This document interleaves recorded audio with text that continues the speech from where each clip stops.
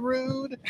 Yeah, so sorry, what athletes do we have up in this next heat? In this last heat, at least in relation to the women's 82 class, we have Erin Murray, who was tied for first going into this event in lane number 1. In lane number 2, we should have Cassandra. And in lane number 3, we should have Mr. Tyler Buxton. And in lane number 4, we should have the gentleman Bronson. A phenomenal name. Bronson Tiwanak. Is it right? Did I get it right? I believe you did. I believe you did. Okay. Yeah, we were not corrected yesterday, so that's how we're just going to go with it until further notice. Yeah, So, I mean, it's a wonderful name. It is a pretty awesome name. With a name like that, it's going to be hard not to be strong. Absolutely. I mean, he didn't have a choice. He was birthed. He's named Bronson. Is what it is, buddy. You're going to be strong now. Absolutely. Absolutely. All right, so we just have a little equipment adjustment. Now, it's going to be very exciting to see what happens right now, because as of right now, in the lead for the 82 kilo women is Jessica Mitchell with her time with 45.88 seconds. So now Erin Murray sees that. She has to come out here now and try to best that to no longer be tied with Jessica. So she came into this day tied.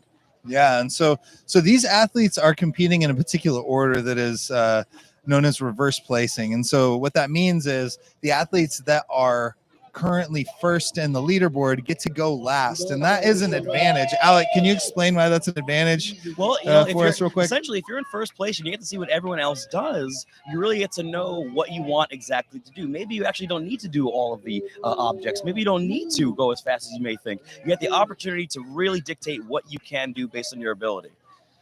Yeah, so it gives you some kind of scope. So say no one even made the second sandbag toss. Then the last athlete to go would know that they only have to get that far. They don't have to drain their energy on that very last event. Exactly. We already see Erin Murray has already launched that first bag into orbit. Wow, she cleared that by quite a ways. Very explosive. I do hope the camera is focused on these athletes right now, not just me and you. But let's see Erin on the second bag. Excellent bag. Already on the second bag, Erin Murray. This is phenomenal.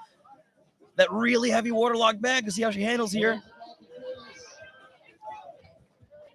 All right. And Erin right around sub 30-second finish. That is absolutely incredible, by far in first place. That was a phenomenal performance. That was extremely fast. And so we have Q in lane 2. She's still working on that first sandbag. It should be said that these sandbags 5 pounds in one of these sandbags that are being tossed is a considerable amount. What does it feel like? Because obviously, as a higher level athlete, for someone online watches maybe unfamiliar with the sport, they see a 30-pound bag and they see a 35-pound bag.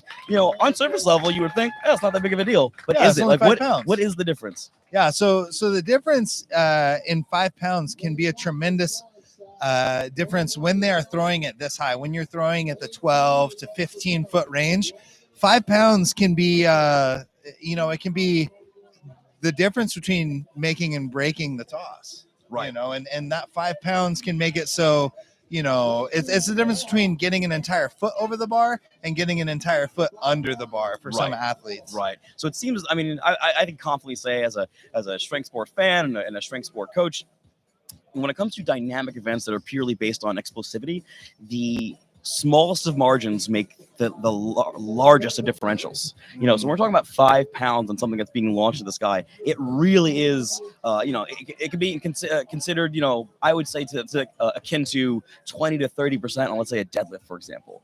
Adding that much, it really can change things completely. Yeah, and part of the issue is, if it changes the athlete's rhythm of the throw, then it is it is extremely disruptive. So it is a tempo type of thing. I mean, some athletes do just grip and rip as hard as they can, but other athletes know the exact tempo with which they have to throw and implement to get it over, because it really is, it's like a physics problem. If you are releasing a sandbag at, velocity of this many meters per second upward, and it can clear, X number of meters under a set gravity. Right, exactly. So really it's not so much a variable force problem as it is, if you can attain a certain tempo, you will clear the sandbag over the bar. Yeah. But when you have a weight that is heavier and you are unprepared for that, you may not be able to acquire that same tempo. Therefore, you will not clear the bar. Absolutely. I couldn't agree more. And in this next heat here, we only have 2 athletes. In lane number 2, we have Poa from Hawaii. In lane number 4, we should have the gentleman Bob Moyer. Let's see how Poa does with a dynamic event. Now, Poa is a very accomplished powerlifter, squatting 550, deadlifting 550. Let's see what she can do with a bag throw. Let's see if that power she's an translates. Incredibly powerful athlete. The strength's unbelievable with Poa. Yeah, and so humble as well. I got the Such a- opportunity to chat with her a little bit this morning, and she was all smiles. She was very excited to be here and competing. And if I'm not mistaken, she hasn't even been in the sport very long. No, I think her experience in the sport, she told me prior to this event, I think she talked to you and I, she's only competed one time before this in a strongman contest. Only one time. That's incredible, especially considering that the division that she has entered, this PROAM division, is, I would say that this is a national level show at a world caliber. With world caliber weights, right? Yeah, world caliber weights and talent here. Yeah, we and have, talent, we have world champions in this field. Yeah, there are world champions out here. I believe the current world champion would be Erin Murray. In the weight class below, she's currently competing. We have, Inez Carrasquillo, who took 4th place at World Strongest Woman. Gabby Dixon, who took 5th place at World Strongest Woman. We have Britta Maggard, who took 6th place at World Strongest Woman. We have essentially near the whole top 5. On the women's side of things, it's very stacked. Lots of potential. A lot of former national champions. A lot of current national champions. A lot of America's strongest, ex fill in the blank. There really is a litany of talent in this field right now. Absolutely. No smoking is allowed on the premise. No smoking. All right.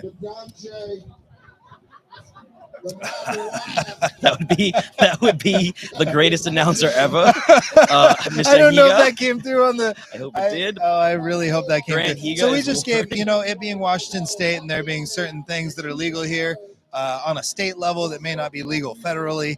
There was a very polite reminder from our fantastic MC, one of the original OGs of strength in the Pacific Northwest and really in the nation, Grant Higa. Yes. Just politely reminding some individuals in the crowd that there's no smoking of any kind.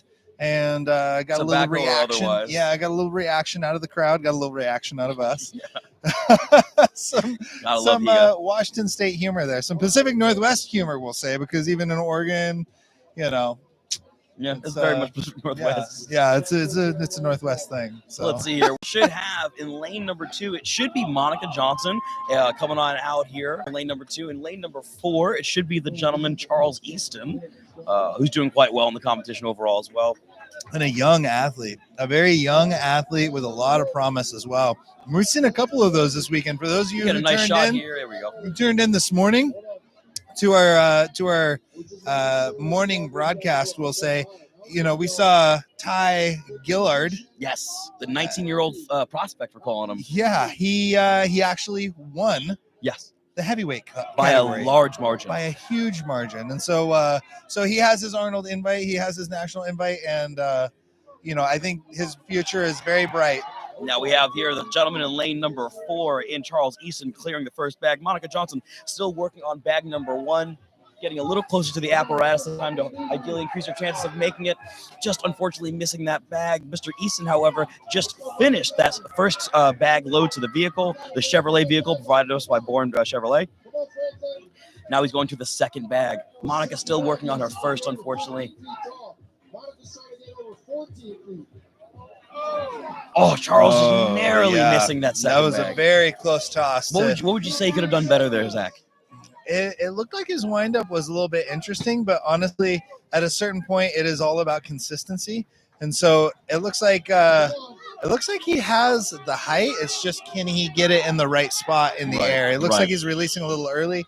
I do think that weight could be a factor here. Again, these sandbags are wet, so both of those athletes were probably prepared for a weight that was 5 to 10 pounds lighter. Right, and like we already mentioned, that is a huge differential when it comes to this sort of event. That is a massive difference, and not just the tempo of movement, as I mentioned earlier, but it's going to, that weight being moved so swiftly and so far away from the body is going to change the amount of force on your body, and you're going to have to lean back harder to compensate for that amount of weight that's swinging and generating a force that's pulling you forward that you have to equal to pull back to get that weight to go straight up and over that bar. So there's a lot of factors being changed by just a small weight change on the implement. And that being said, at the end of the day, these are pro and international caliber athletes. They're not going to complain. They're going to go after it like they would any other day, any other event. And ultimately speaking, we're going to see some really cool results because of it. Absolutely, yeah. And so that is part of the sport of strongman, really, is being able to adapt and being able to take kind of anything that's thrown at you. And I think that we're going to see that as the day evolves, because the weather has been very back and forth between rain and sun. But one thing that was changed this morning, and I believe it is official, is that we're doing that sandbag to shoulder event, which no one here was prepared for, because they were prepared for a stone to shoulder. Absolutely. From what I understand, they said they will do a sandbag to shoulder, assuming the weather perpetually drizzles like it has been. There is a minor chance that it will do a stone to shoulder, but it's looking more than likely like a sandbag to shoulder medley. Yeah, and again, here, I'm sorry, go ahead, finish. No, after you. I was going to say, our next heat here, we have Gabby Dixon in lane number 2, and in lane number 4, we have Joe Stella. Excellent. So far, as Grant Higa just pointed out, only a single heavyweight woman has finished this event in Brita Maggard. The rest of them zeroing the event. Wow. So Gabby is an incredibly explosive athlete. She's very strong. I know for a fact she's very new to throwing bags. That said, if she just gets one, solid points. Yeah, solid absolutely. Points. Yeah, that's always the first goal, is just to get in the points. But both of these athletes are very explosive, very strong. I would expect both of them to be moving pretty swiftly. Gabby Dixon getting that first bag over. That right there is a solidification of solid points. And Joe Stella finishing his first bag load in lane number 4. Yeah, it's looking like Joe Stella is going to burn through this thing. I'm expecting a pretty quick time from him. That's his second bag thrown over the top. It looks like he's getting over to his second sandbag. He's going to get a quick time on this if he can get that up to his lap. I really think Joe's going to do this. Now, Miss Dixon here is going for massive points. Absolutely. Oh, man. So that throw had the height. Just a little bit later release would have given her a she should wait right now is what she should be doing. Getting her breath. Yeah, no, I actually happen to agree. She doesn't want to burn that up. She's definitely waiting, or she's definitely releasing that sandbag a little bit too early. She's winding up, and you can see each of those throws is getting a little lower. This is a good learning experience for the athlete. It really is. Right? So what we saw was some fatigue setting in for Gabby. We know that she has some incredible throwing potential, some incredible throwing background. Yeah, she was I believe she was a 10-time All-American track and field athlete, specializing in in hammer and occasionally discus throw. So she is incredibly talented with balancing and counter-weighting herself against throwing a weight. As they say at Dungeon Strength, she likes to do some hooks. She's really good at hooking stuff. She's really good at throwing weight. I actually saw her throw for the first time last year, and I was seriously concerned she was going to throw it over the back fence. So for those that did not watch the Rainier Classic last year, the mystery event was a bag throw for distance. And Gabby being only one of 2 athletes, the other one being Lucas Hatton, who was also a track and field athlete, former thrower, did the classic spin maneuver that you will see athletes do in the circle there within the sport of track and field, specifically the shot put. She did a shot put style throw or a hammer style swing rep. Pardon me, the hammer style wind up, and it was really fun to watch, and she damn near cleared the entire course. She did. I was very concerned because they had 3 throws, and I believe one of them was touching the back gate. Yes. It might have been her first throw. Yeah.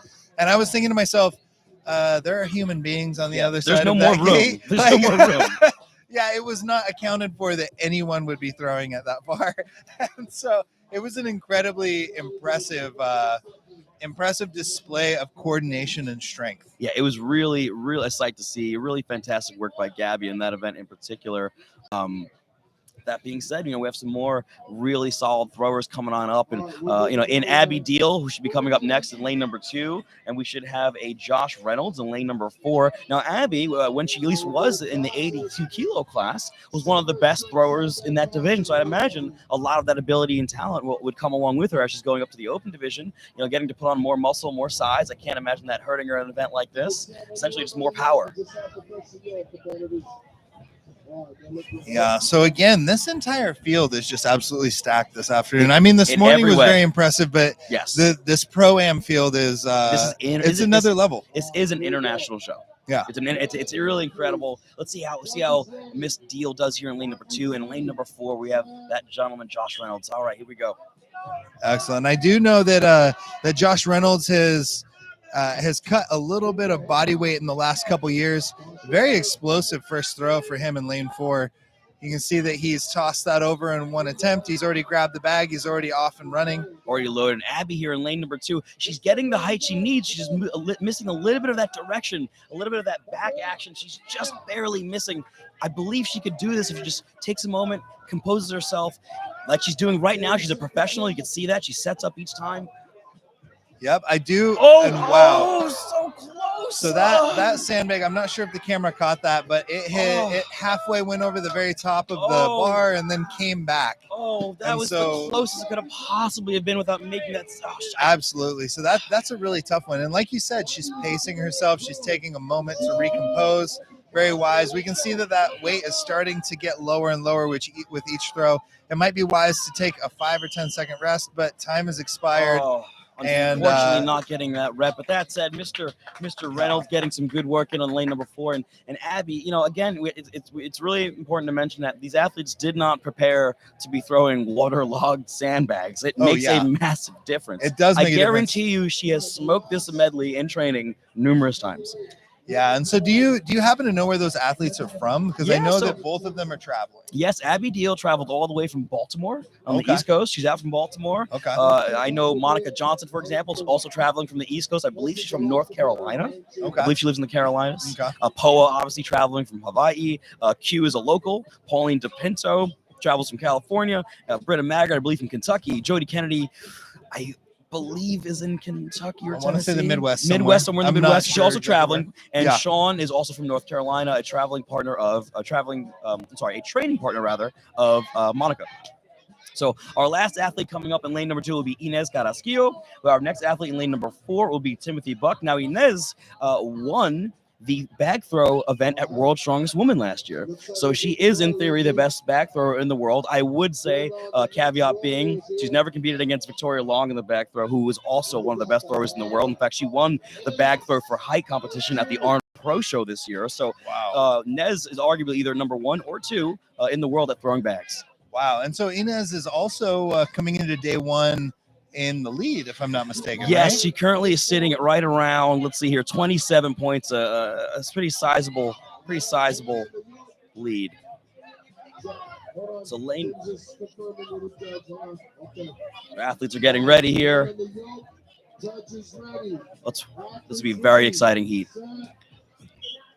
All right, and they're off. So Nez launches that bag into orbit. That was potentially several feet over that bar. Yeah, it cleared it by a lot. She's running. She's full sprinting. Yeah. And launches the second one second directly over. This is going to be a very fast run.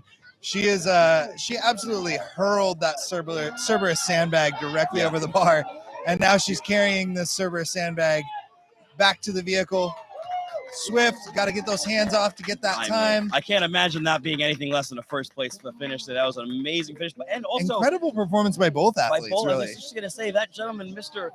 Buck, really just clearing that first bag there, the carry bag. So fantastic work out of Mr. Buck.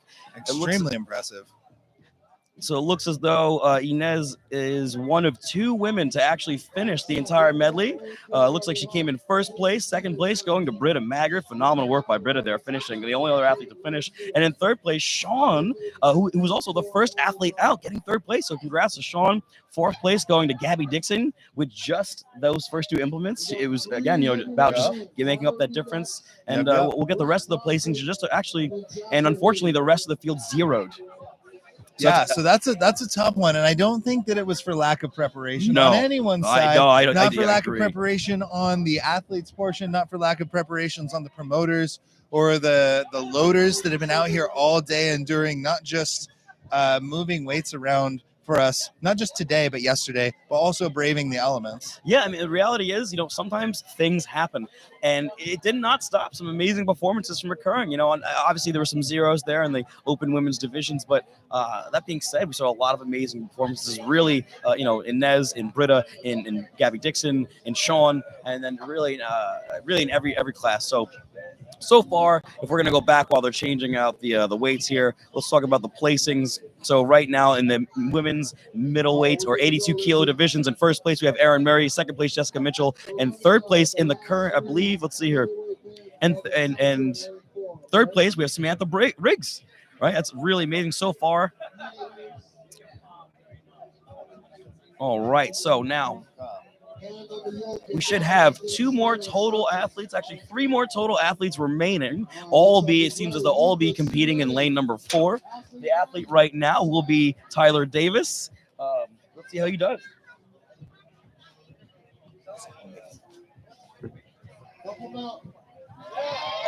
Mr. Davis getting that first bag over the apparatus there. It's really fantastic. Going on to the sandbag.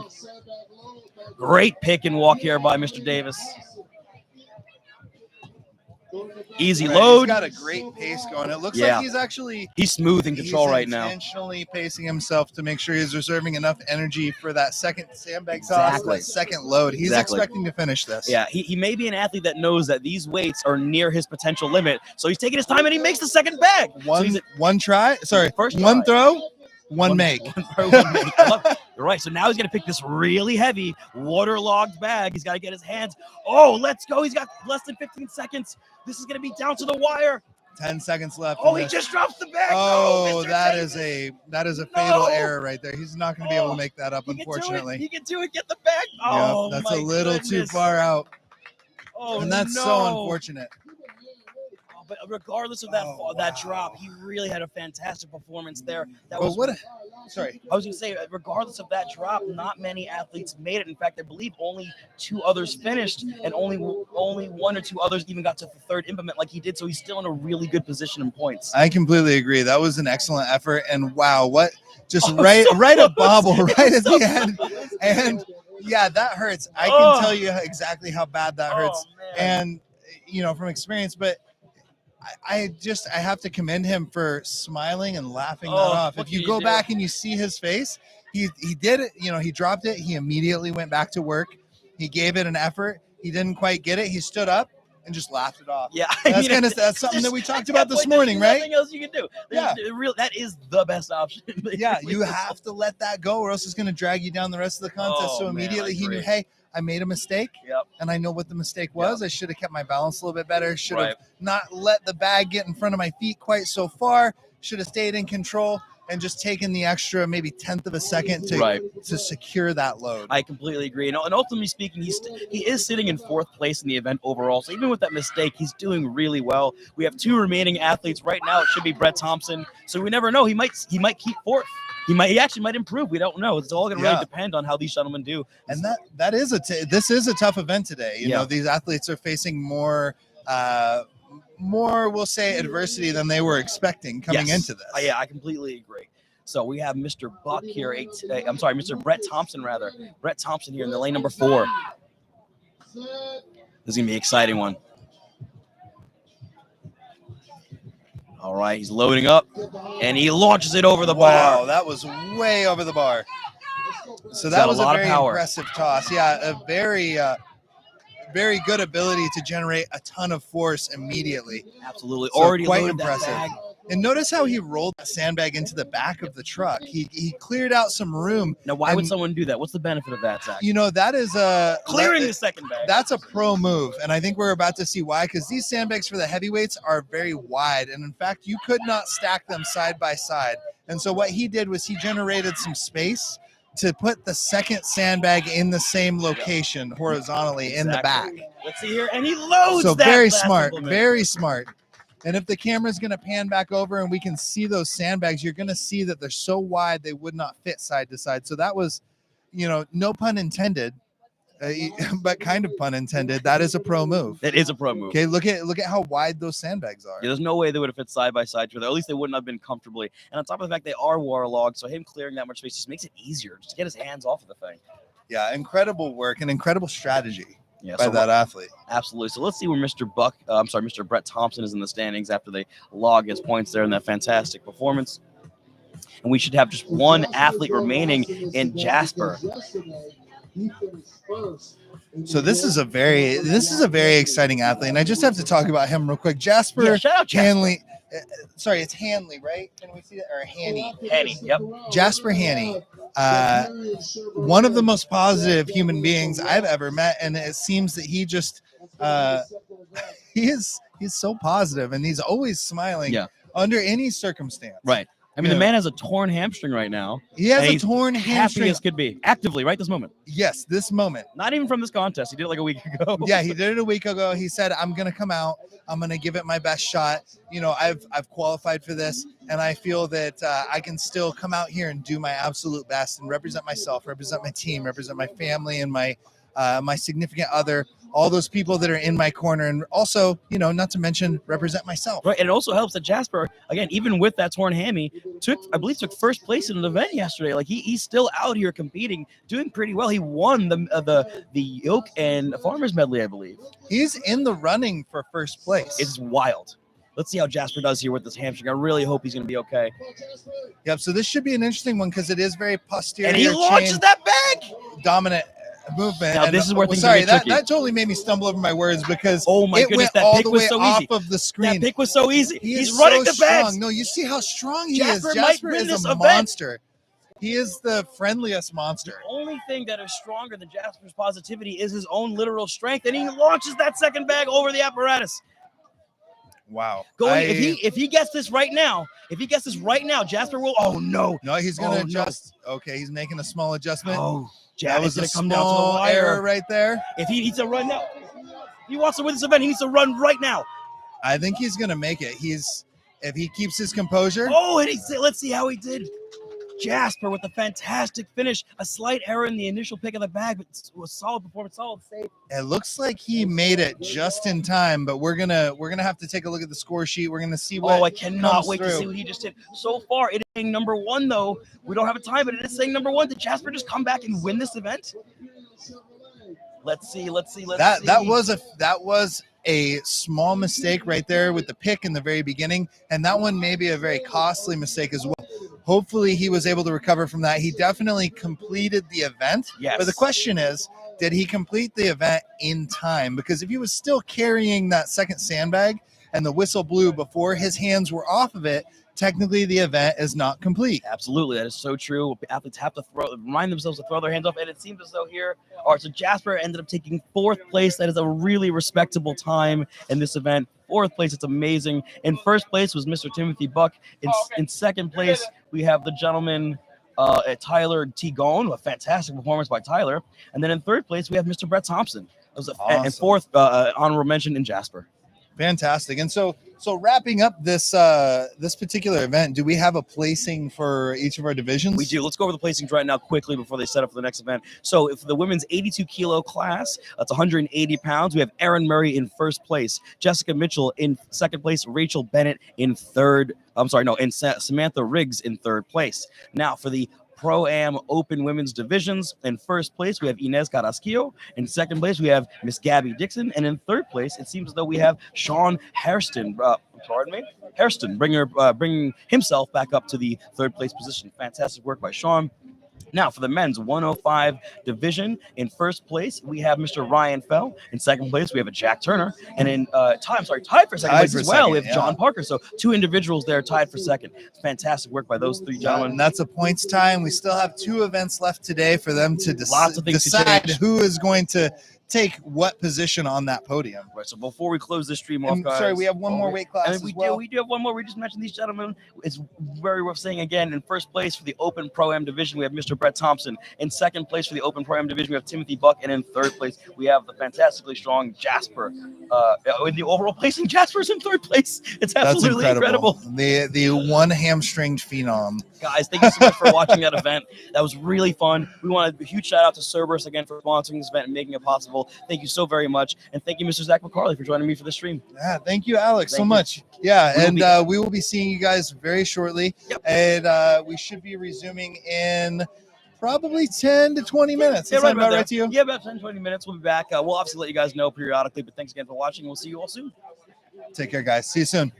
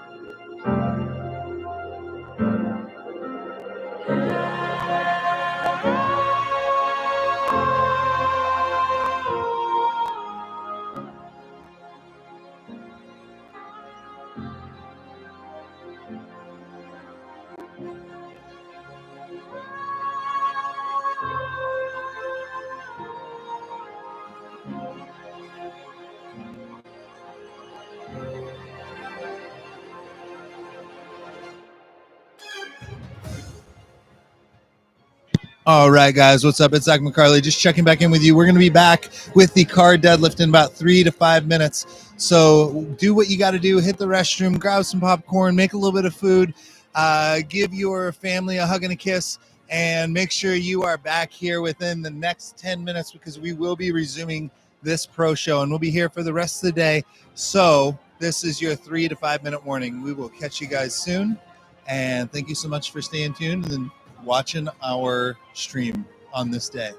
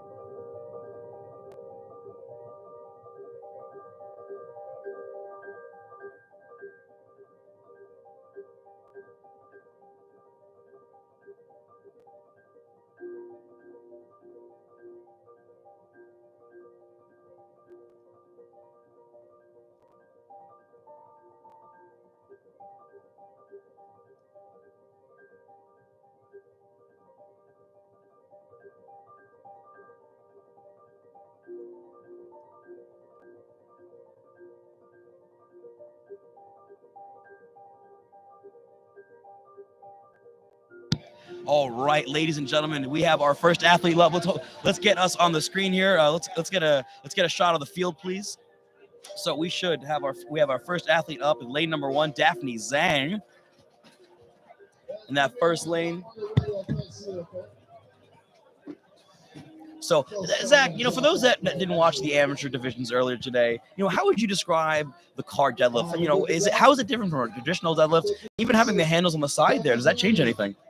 Oh, absolutely. So that's a great question. The car deadlift is going to be one of these events that is scored by number of repetitions. So what they're doing is they're given a 60-second time window to pick this weight up and get a down call at lockout, and then they get a lift call at the bottom, and they're to do as many repetitions as possible in that 60 seconds. This athlete is flying through these reps. Typically, it is not moving this quick, but again, we're in the PROAM. We're on the PROAM, and it's Daphne Zhang. For those that might know, Daphne Zhang, as far as I'm aware, I believe this to be true, Daphne Zhang, I believe, has never lost a deadlift event and during her career as a lightweight athlete, even in one international show that she's done. Clearly, she has not lost a beat when it comes to deadlifting power here in the 82 kilo class. Yeah, she's putting up quite the performance. And so to answer the question that a little bit more accurately, this is slightly different than a normal deadlift. We do have some handles, but it is also different from a trap bar deadlift that would be a side handle deadlift. So we are lifting slightly on an arc, and you can see that the car is loaded onto the implement. And you're going to notice that as they pick up the weight, the further the weight has to travel, the further backwards it drifts. So that's on a slight arc.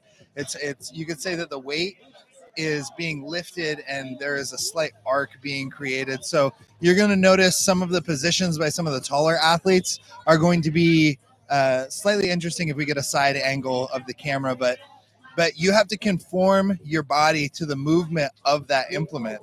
And that's going to change with each and every implement. So you have to kind of feel that out. And so you're going to see a couple of these more advanced and experienced athletes doing 1 or 2 repetitions, and then they're going to be adjusting their body around where they feel is best. Absolutely. We have a head-to-head here between Rachel Bennett and Samantha Ridge. This is going to be a really fun heat to watch.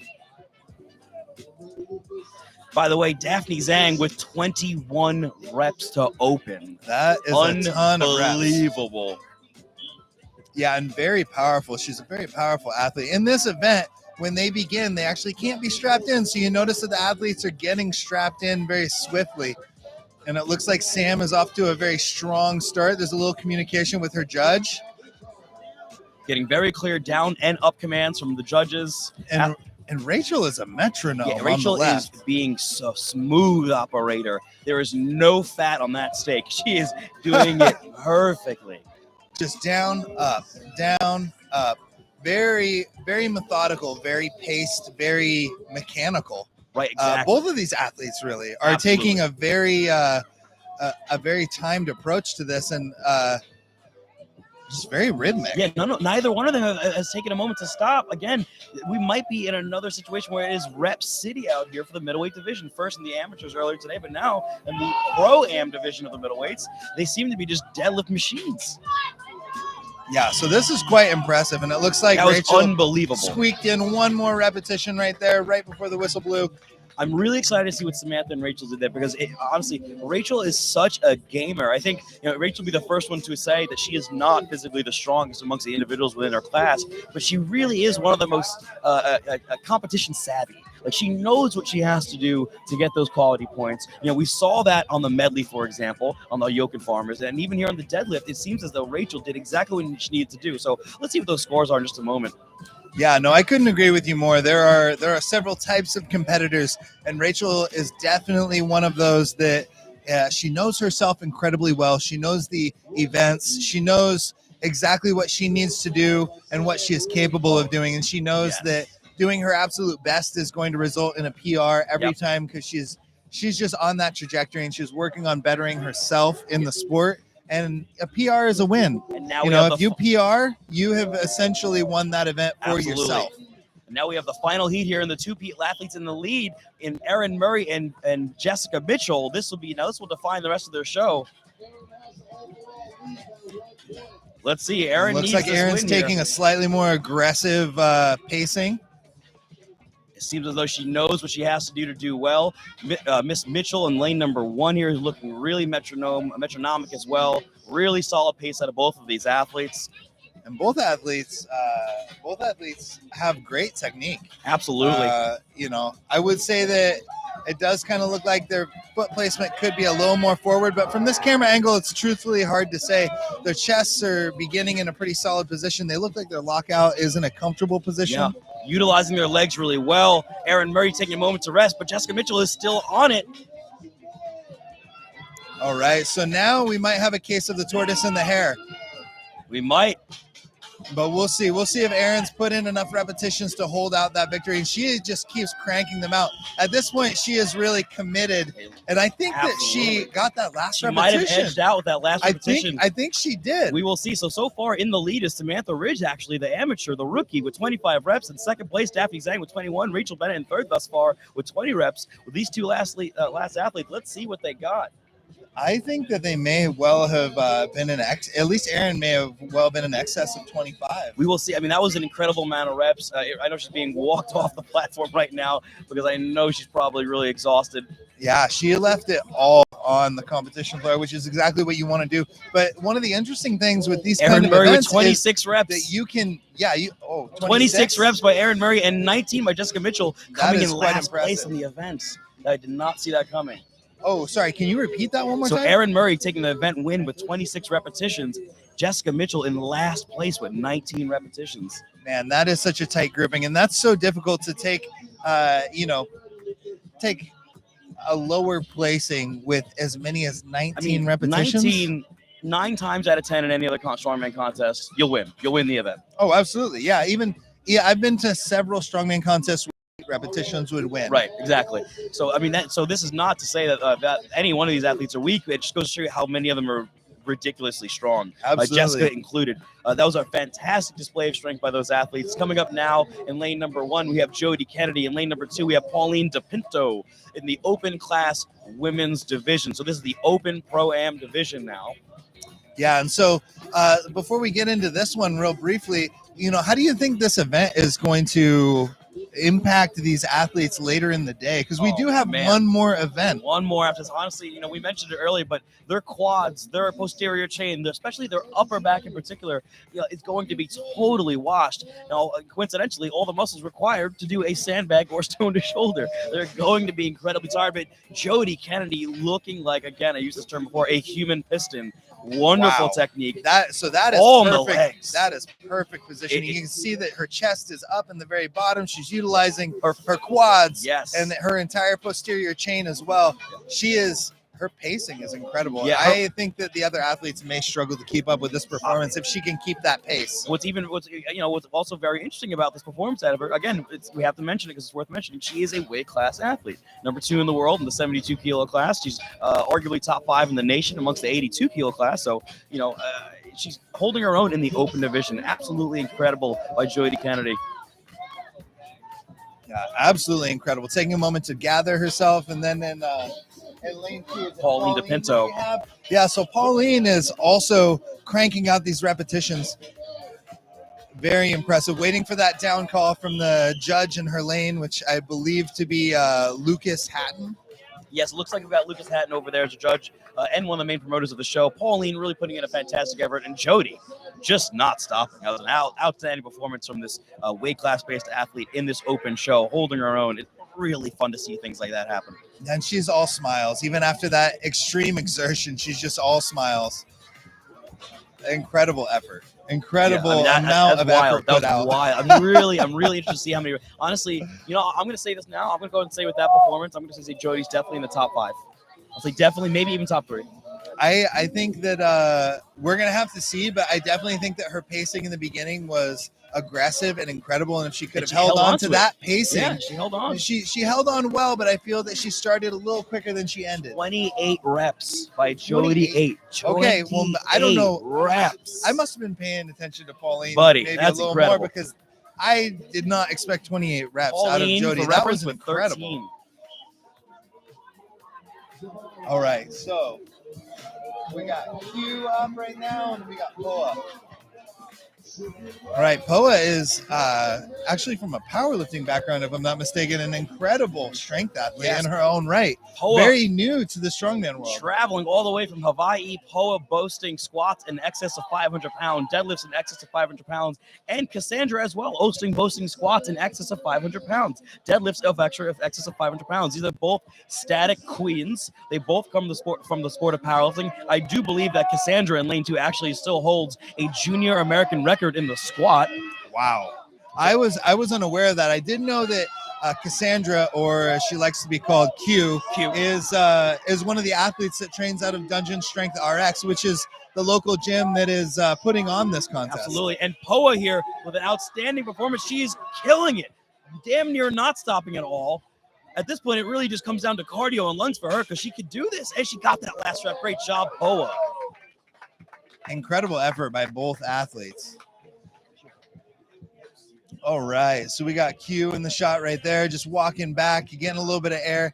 They're all smiles, even after this incredible effort. Gingerly, outstanding back strength and leg strength from both of these athletes. Really great job. Yeah, that was amazing. Excellent effort. So next on up, we should have Monica Johnson and Abigail Deal. Lane number 1, sure that should be to the left, should be Monica, and lane number 2 to the right should be Abby. Again, 2 phenomenal athletes. Now, Monica, I know, is a deadlifting machine, so it's going to be very interesting to see how she holds up. Again, so far, the middleweight / 73 kilo weight athlete is beating all of the open girls thus far with 28 ridiculous reps. Poa with 21 reps in second place. And that pacing from Jody was incredible. Incredible. It needs to be said that most contests in a deadlift repetition format, we're not seeing in excess of 20 repetitions, but today we have seen a ton of 20 repetition performances and even a few 30 repetition performances, which is absolutely kind of unheard of. Yeah. I mean, it really is ridiculous. It's an incredible strength that's being displayed here by these athletes. And again, we mentioned that some of these athletes are doing more reps in a single set than you see in the entirety of certain strongman shows. Absolutely, yeah. And even in certain heats, like for those of you that did not tune in, well, actually, we're underway in our heat right now. So I'm going to refocus onto our pro athletes right here.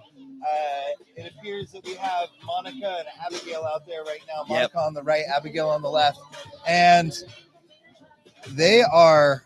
So Abigail there accidentally lifted the rep before getting the up command. So she did a touch and go repetition, which is not permitted today for those watching. We're getting up and down commands for the athletes. Yeah, so I did see that, and I didn't quite see what the judge did about it. But yeah, it does look like that repetition was taken away. And that is something that's clarified to the athletes. And especially at the pro level, you are not given any gifts. If you make a mistake, and it's clearly been communicated to you, you will not receive that repetition. Absolutely. And for an athlete like Abby, who has, quite frankly, she might be the second tallest or tallest woman here, you have to move that thing quite a bit of distance, so every rep counts. Absolutely.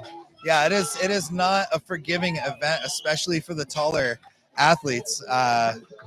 Not that it's easy by any means for the shorter ones, but that is a brutal. If you happen to be shorter and you got some good quads on you, it might be okay. It might be a pretty decent time, but you're gonna have some other troubles. You're gonna have harder with other events, but you're still at the end of the day deadlifting a literal vehicle, so it's not easy by any stretch of imagination. Yeah, so we just had an awesome shot of Abigail right there, waving to the crowd, waving to the camera, saying hello to the people at home. She did a really good job there.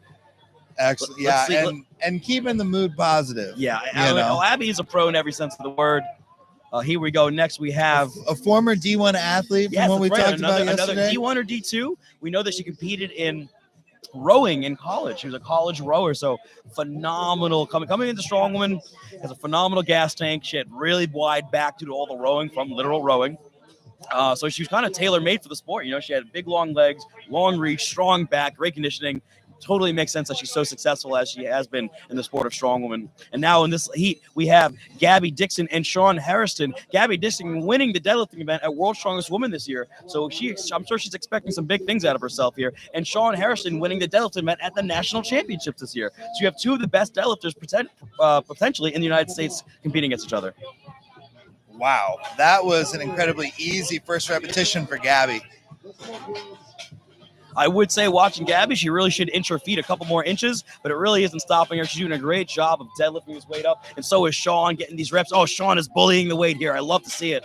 Absolutely. Both athletes. Wow, that is a very quick cadence from Sean on the right.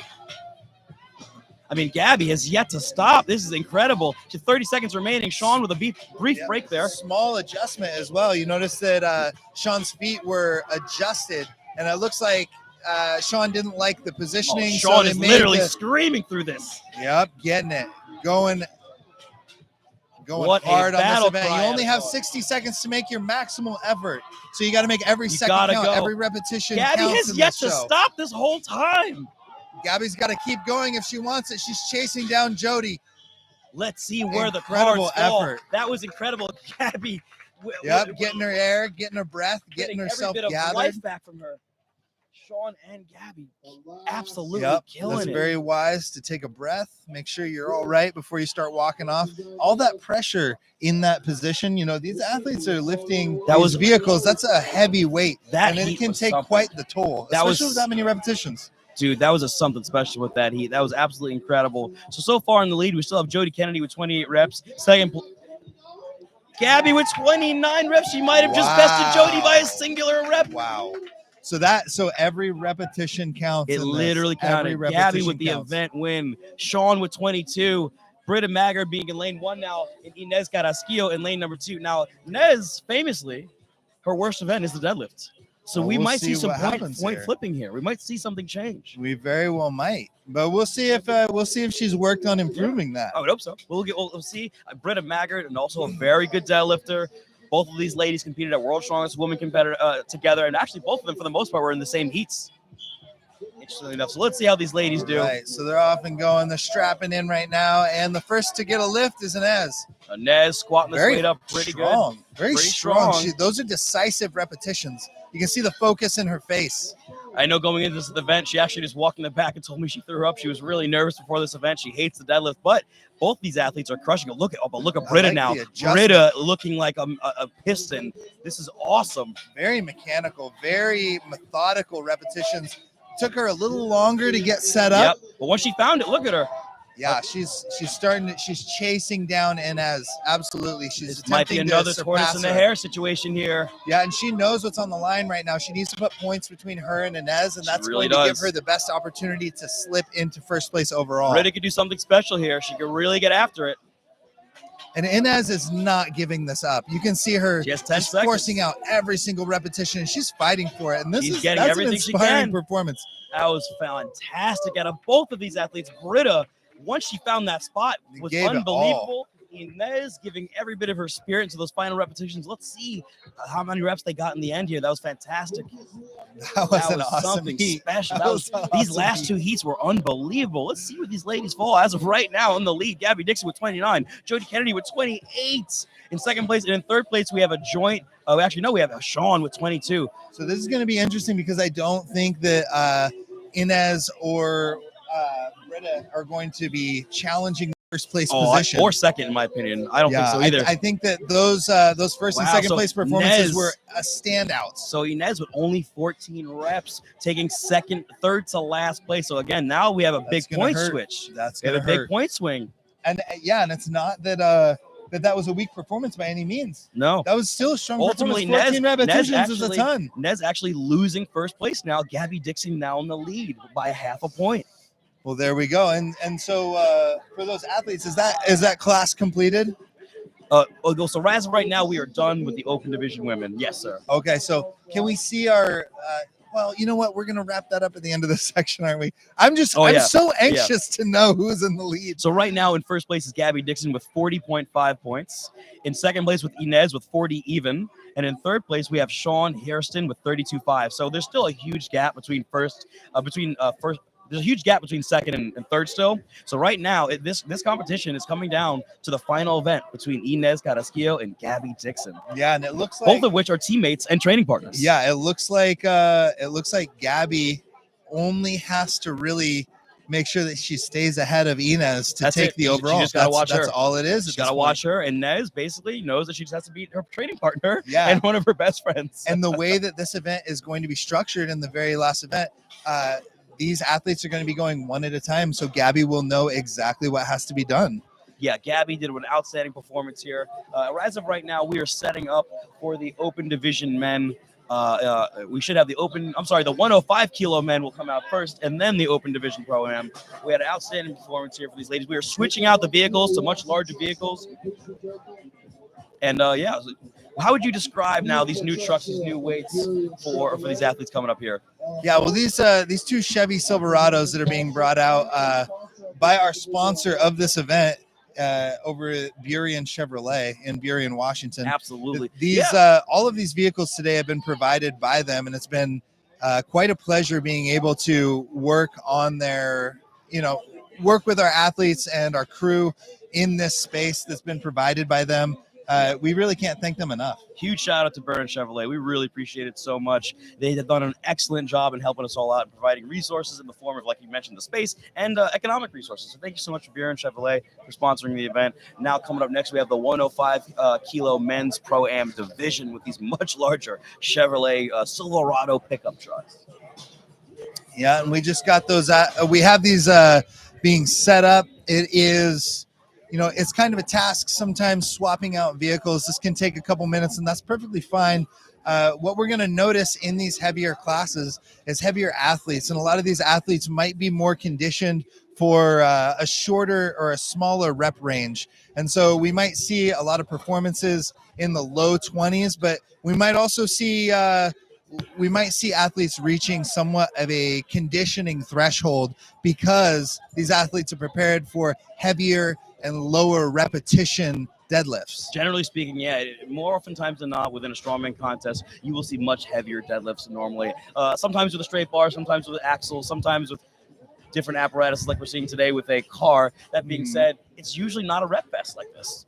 Yeah, and so I think that that's going to be a unique challenge for these athletes, especially in the pro division, when they're so used to, being challenged with 800, 900, even in some circumstances, 1,000-pound deadlifts. Right, exactly. Quite literally 1,000-pound straight bar in deadlifts. hand. Yeah, in hand. And so I think that the fact that these athletes are going to be seeing in excess of 20 repetitions for first place is going to be a very unique challenge, especially for the heavyweights. Absolutely. The middleweights, they might be a little bit more used to it, but the heavyweights. Yeah, those heavyweight men, what they're going to find is that their conditioning is really going to be the ultimate factor for them and their success. Because I guarantee you, all of those heavyweight men are more than likely have the ability to have deadlifts in excess of 700 pounds. They're all incredibly strong. So now it's come to how strong is your heart?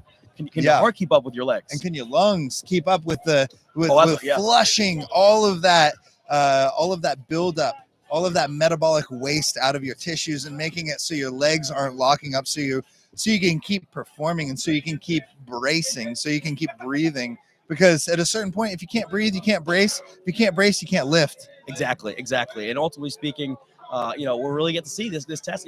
And it's nice to see a change of pace within a contest. It usually is always something heavy. And what's interesting is repetitions on deadlift.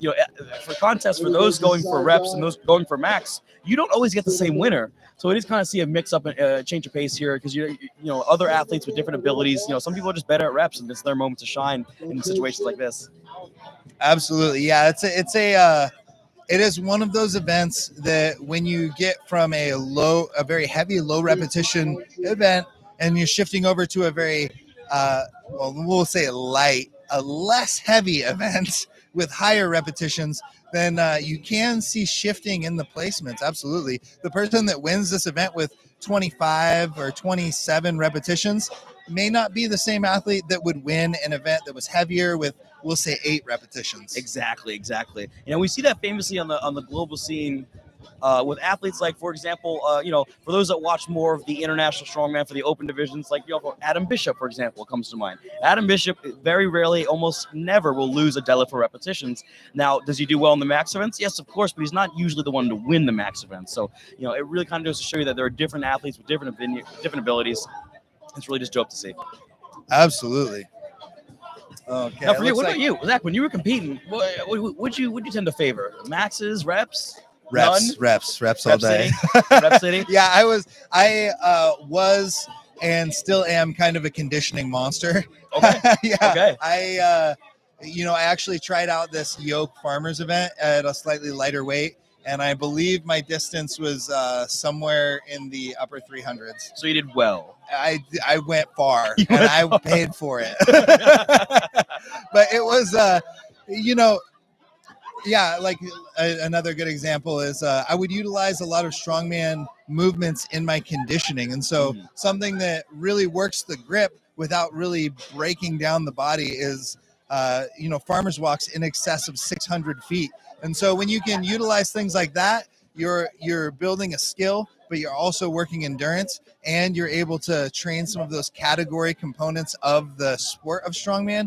You can really bring in a lot of conditioning into that, and that's going to help you recover between events. It's going to help you recover outside of the gym, and it's going to help you overall in your ability to perform. Absolutely, I completely agree. And it's nice to see athletes like yourself who have that kind of different ability, that different sort of edge to yourself, where conditioning, you stare it down, you're like, sweet, let's go. Where a lot of athletes, myself included, not that I'm an athlete anymore, we're like, yeah, no, I'm good, man. Give me that one rep. Give me that one heavy thing.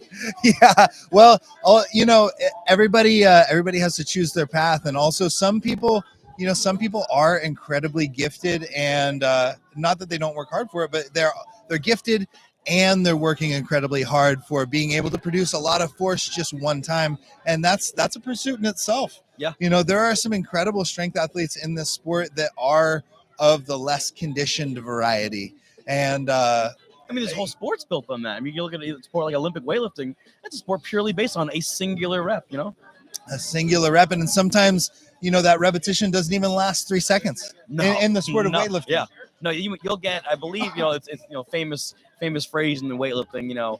We spend our entire lives and careers for about 2 minutes of stage time for all 6 lifts. 2 to 5 minutes of stage time. Totally different thing. Yeah, absolutely different thing, but also very welcome in the Iron Brotherhood. I do love watching those other sports. I love watching weightlifting and Highland Games, powerlifting, even CrossFit. We talked about it a little bit yesterday. Yeah, we did. But some of those sports get a little bit of a rough rap, but really, which makes we're all absolutely just people no sense. Slinging weights. Yeah, like guys, we're just trying to lift weights. Relax. We're all just trying to be like, to be strong. It's cool. And live our best lives. And that's totally chill. Muscle ups are cool. I don't care what you say. They're dope. No, totally. They're dope. Totally. But anyway, it seems like we're almost done here, switching out these vehicles for the 105 kilo men's class. The first 2 athletes in theory that should be up. Let me take a look here. 1, 2, 3, 4, 5. So there's 5 athletes in the 105. So what we might see is 1 athlete come out by himself. In this case, it might be Andrew Babak. And then we'll have a head-to-head for the rest of the division. Looks like they're damn near ready. All right. So it looks like Lucas Hatton has given the thumbs up to Grant Higa. Again, Grant Higa, the MC for this contest, one of the original strength OGs, not just for strongman, but for powerlifting. In many sports. Yep, on Instagram, you can find him at Higa Monster. On YouTube, you can find him at GK Higa. That's right. And a huge shout out to all of our staff and all of our volunteers, all of the loaders. This event could not occur without the help of those individuals. And so everybody you see in red shirts, those are the people that are really making this event happen. Absolutely.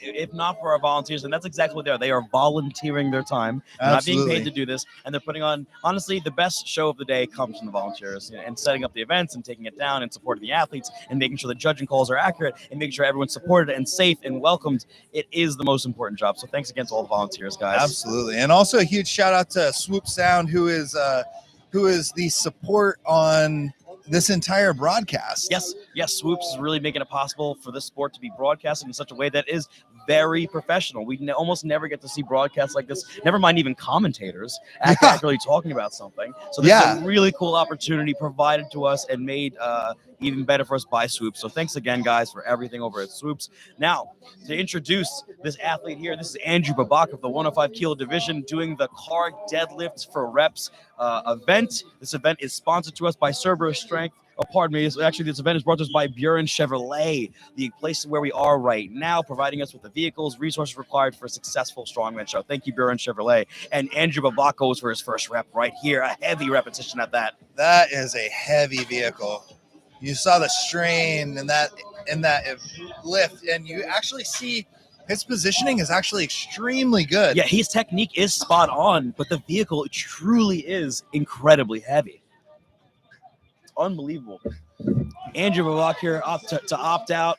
He's good. He did as much as he wanted to do here. Fantastic performance out of Andrew. It really kind of just goes to show you the jump in weight is really astronomical. Great job by Andrew, making the wise decision to save his body for that last event here, and keep himself from potential injury. So good job, Andrew. Yeah, fantastic work. And the next two athletes we have up, it looks like we're gonna have Tyler Buxton and Ryan Fell. Yeah, Ryan Fell currently in the lead in the competition overall, and Tyler Buxton in 4th place. So right now we're clearly going off of the placings of the last event to determine who's coming out.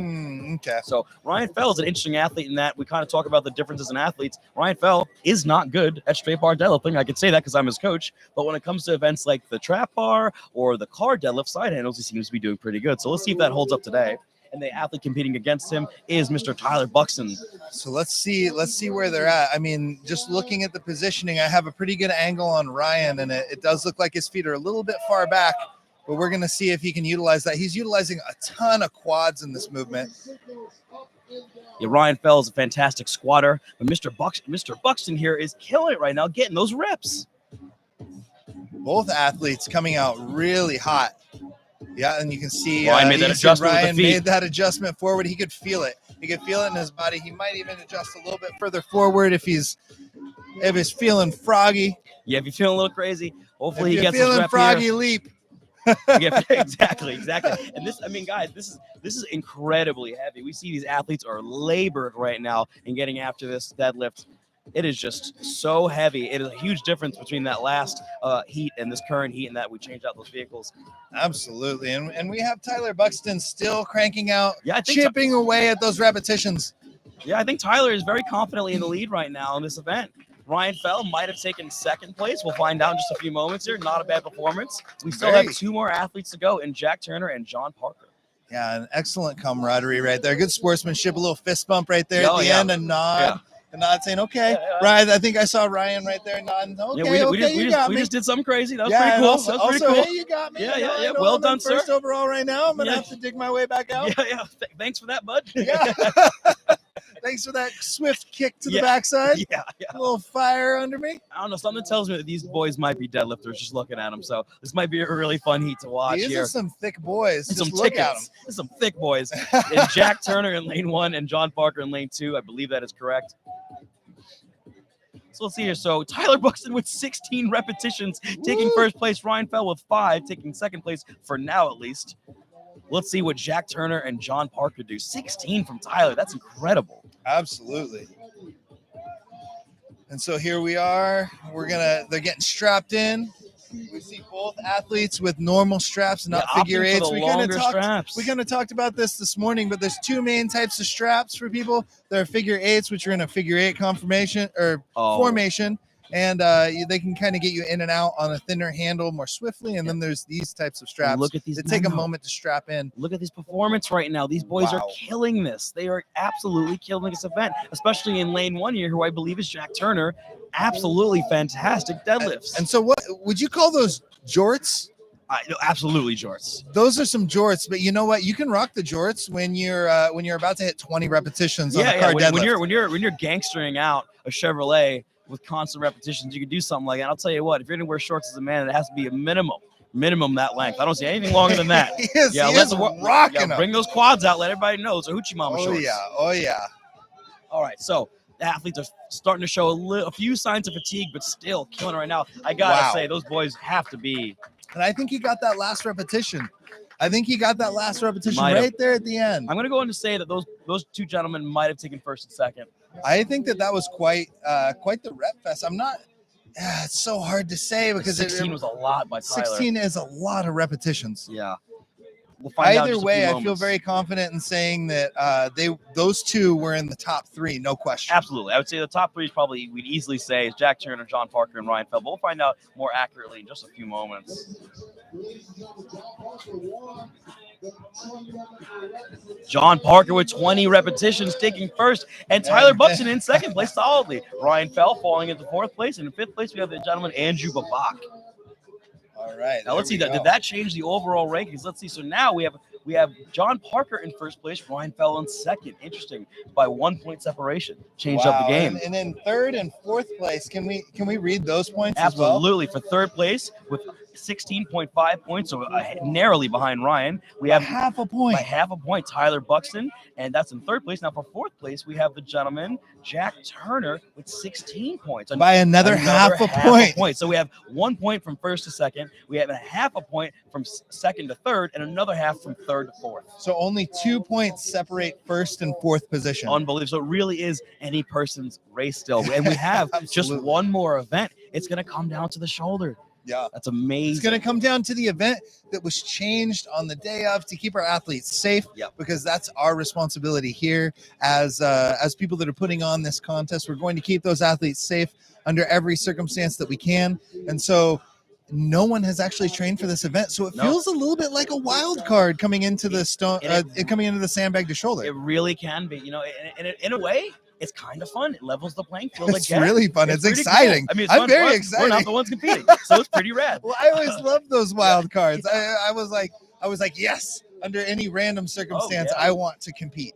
Absolutely. So we have, let's take a look here. We should have a Mr. I'm going to increase the size here. We should have a Andrew Letty coming on up for the deadlift. Looks like he's coming out by himself due to an odd number of athletes, but Andrew Letty is be the first one out here for the car deadlift for reps. Now, what they've done to make the car heavier because now we're in the open class divisions, they've taken the handles and brought them closer to the actual vehicle, putting more weight of the actual car in the hands. And judging on how heavy the event was before, I think that this is going to be a very heavy deadlift. I don't think we're going to get many reps like we've seen before. I'm not sure if we might see 1 or 2 athletes crack over that 15 repetition barrier, but we might be seeing a lot of single digits. I think so. 1 very labored rep, 2 very labored reps out of Andrew here. And you can see that is it's heavy. That is a brutal. His feet are in front of him. He's getting his shoulders back. It's just heavy. Utilizing his body weight. Yep. Fantastic performance out of Andrew here. Fantastic. Every rep is being earned on this. Yeah, this is not a situation where we need to worry about people missing up commands because this thing is heavy. 20 seconds remain for Andrew is fighting for every single repetition here. All right. He's got 10 seconds left. And we're going to see what he can get right here. He's making one more effort. And he gets the down. That's a good repetition. Is he going to go for one more? I think it looks like he's calling it. Great work from Andrew Letty. That's a good call. That was a good call. Fantastic. Yeah. Fantastic performance. Yeah, that was something really special there. That was really fun to watch. Great job by Andrew coming out here and putting on a dominating performance. Absolutely. It wasn't a situation where he knew he was going to get 20 some odd reps, but that pace was very sustainable for himself, clearly. Absolutely. Yeah, that was not a lightweight by any means. Quite a challenging deadlift. You can see that Andrew Letty's actually been in the strongman scene for many, many years at this point, and he's a very experienced competitor. He knows exactly how to move, and he was doing an excellent job of moving throughout that event, keeping the repetitions going, even when it got tough, taking a small break when it was necessary to regain his composure and hit the next repetition. So that was really an excellent example of how to continue lifting under a very difficult circumstance. Absolutely. He got 8 repetitions. And in this heat now, we have Bob Moyer in lane 1. And in lane 2, we have Charles Easton. Let's see how these gentlemen fare with this really heavy weight. Oh, my goodness. We might have a 0 in lane number 2. That was so heavy looking. Oh, no, and that is our young Charles Easton. He is one of the top competitors in this field today. It looks like he may have had a little bit It looks like he actually has a nosebleed going. Yeah, so for those watching, why your nose would bleed in a situation like this is due to all that really abdominal pressure that you're creating in order to try to lift something heavy. And it just is so heavy, that vehicle. But in lane number 1, we have Bob Moyer cranking out reps. It looks like he's approaching, if not exceeding, Andrew Letty. So this is an incredibly heavy deadlift. I'm curious to see, I'm curious to see these final standings as well. I'm curious to see if there's any difference between the lanes. I think that, I do think that Easton is a pretty strong deadlifter, but I do happen to know that Bob Moyer has a very good deadlift. Yeah, and it shows. It shows right now. We're going to see how many reps Bob Moyer got. He might have pushed himself in the lead, but even so, you could see, we know Bob's a great deadlifter. We can see the fatigue that he's feeling right now. This clearly is a very heavy vehicle. Fantastic. So next up we have Bob Price and our Bronson Tiwanok. Yes, Zachary Price and Bronson coming on next. Bob Moyer and Charles Easton just finished. We'll find out momentarily how many repetitions Bob Moyer got.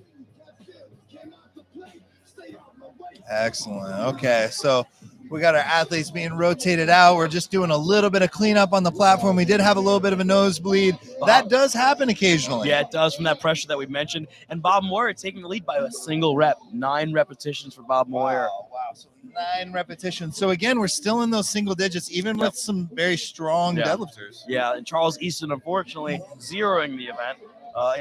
It's not going to be good for his overall placings of the day. But at the end of the day, it was a very heavy vehicle. So absolutely, and that is, as you said, that's a very heavy vehicle. I'm interested to see if, how the rest of this field fares. Yeah. So again, we have Zachary Price and Bronson coming up next. Lane 1 should be Mr. Price, and lane 2 should be Bronson.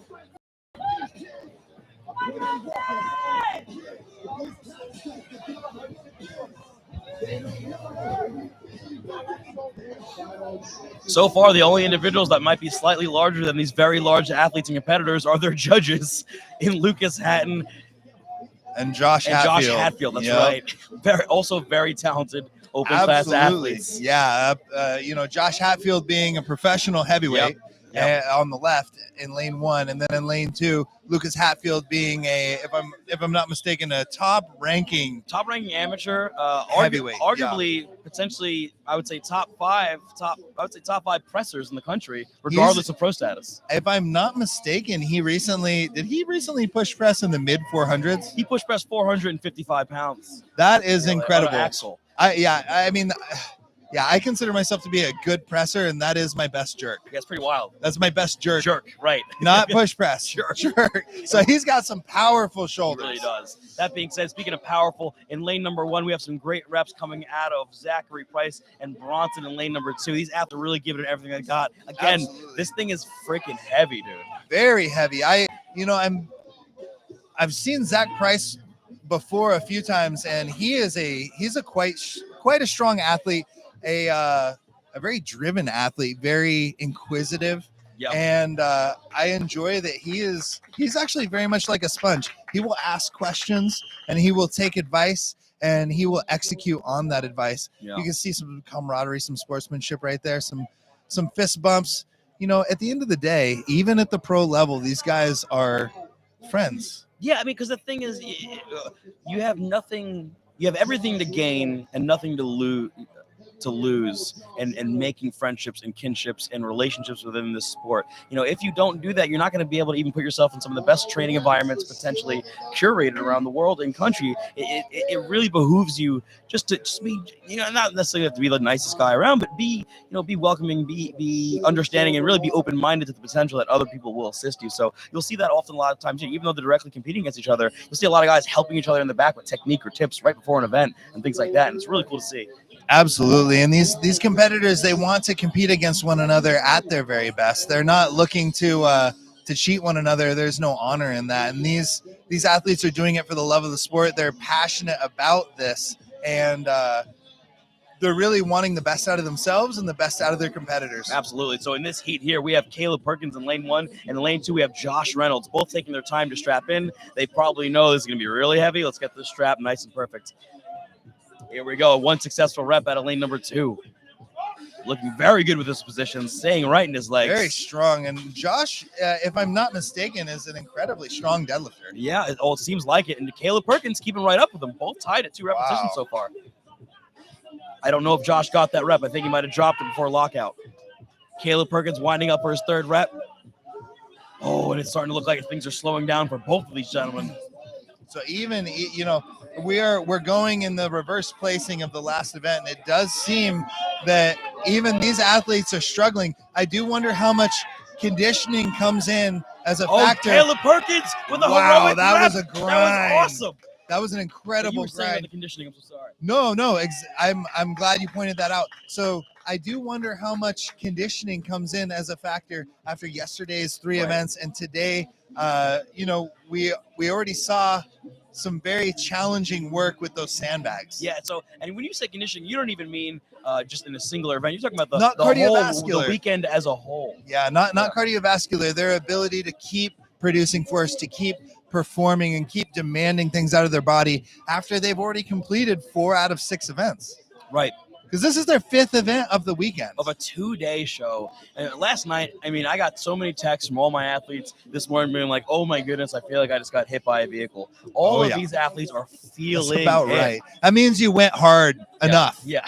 It's not that you went too hard, you went hard enough. Congratulations. That's par for the course. Exactly. You got hit by a vehicle is what it feels like. And in this next heat here, we have Tyler Davis in lane number 1 and Joe Stella in lane number 2. Now, if I'm not mistaken, I believe Mr. Stella is a pretty talented deadlifter.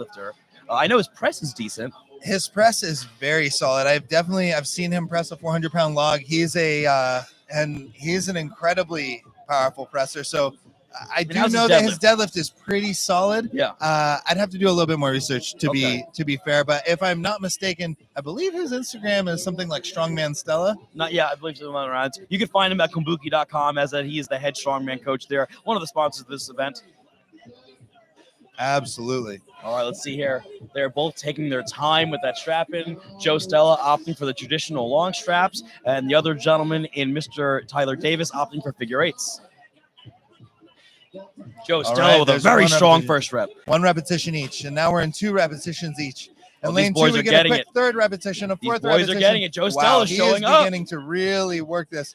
And you can see on the last one, he went to pull, and the shocks of the car actually pushed him down. Yes. You saw a miss rhythm. Yeah, a reverberation there. Yeah. Kind of brought him back down. And so that is something that can definitely happen with these vehicles when they're deadlifting. If they don't wait long enough for that shock to, for the suspension to stop shaking, then they could be battling, the downward motion of the implement. And that could be something that would dictate the style of strap that you use. Because if you're using a longer strap and that car shakes every time you hit the ground, it's going to loosen every grip. And Joe Stella is stopping because I believe he knew he took the lead. Let's find out in just a moment. That was a really great performance by Joe. He really needed those points.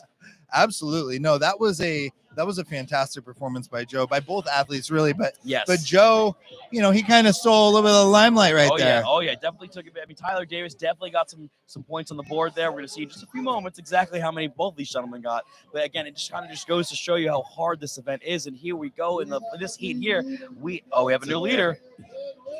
10 repetitions for Joe Stella. He stopped right ahead of the 9 repetitions set by Bob Moyer in the earlier heat. Wow, and it looks like it's in first place is 10 repetitions. In second place is 9 repetitions for Bob Moyer. And in third place, we have a tie between John Letty and Zachary Price with 8 repetitions. Absolutely. So 4 people are separated by 2 repetitions. Yes. And in this heat, we have the ever so nice, the ever so strong Jasper in lane number 1, and in lane number 2, Brett Thompson.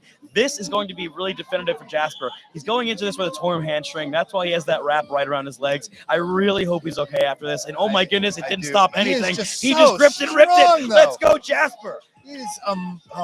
Jasper might be taking the lead. He's acting like he's 100% fine. This man's a freaking animal.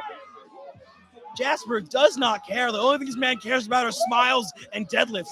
This dude is killing it right now. This is unbelievable performance from Jasper. Wow, both of them are giving this their absolute all. The crowd is going wild right now because they see what's unfolding right here. Both of these men are shooting for very first place in this event. They both have the capacity to pull 10 or more repetitions. This man has an actively torn hamstring. He does not give a damn. He is killing this event right now. Wow, both of them just completely leaving it all on the field. They have Oh, less than my 10 goodness. seconds left, and they're Jasper still calling giving right it an there. effort. He's getting his breath. He's very blue in the Squeaked face. out one more repetition. That was very wise. Oh my goodness, that was a very amazing. wise move from Brent. We're gonna find out in just a few moments where those Brett. gentlemen scored, but that was unbelievable performance out of Brett Thompson and Jasper Haney.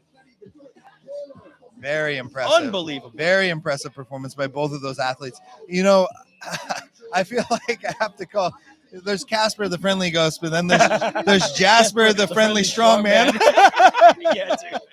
You know, he is always smiling, and he's not going to be put down by any kind of 15 condition. reps by Jasper. Oh, What yes. amazing. And 13, Yes. and 13 for Brett Thompson taking Oh, second. I am my elated for goodness. Jasper. That's ridiculous, dude. You know, That's ridiculous. I've been on the edge of my seat all weekend for him. Jasper's still an amateur. Jasper has a chance of getting a pro card. Jasper might get a pro card this He's weekend. a monster. This is awesome.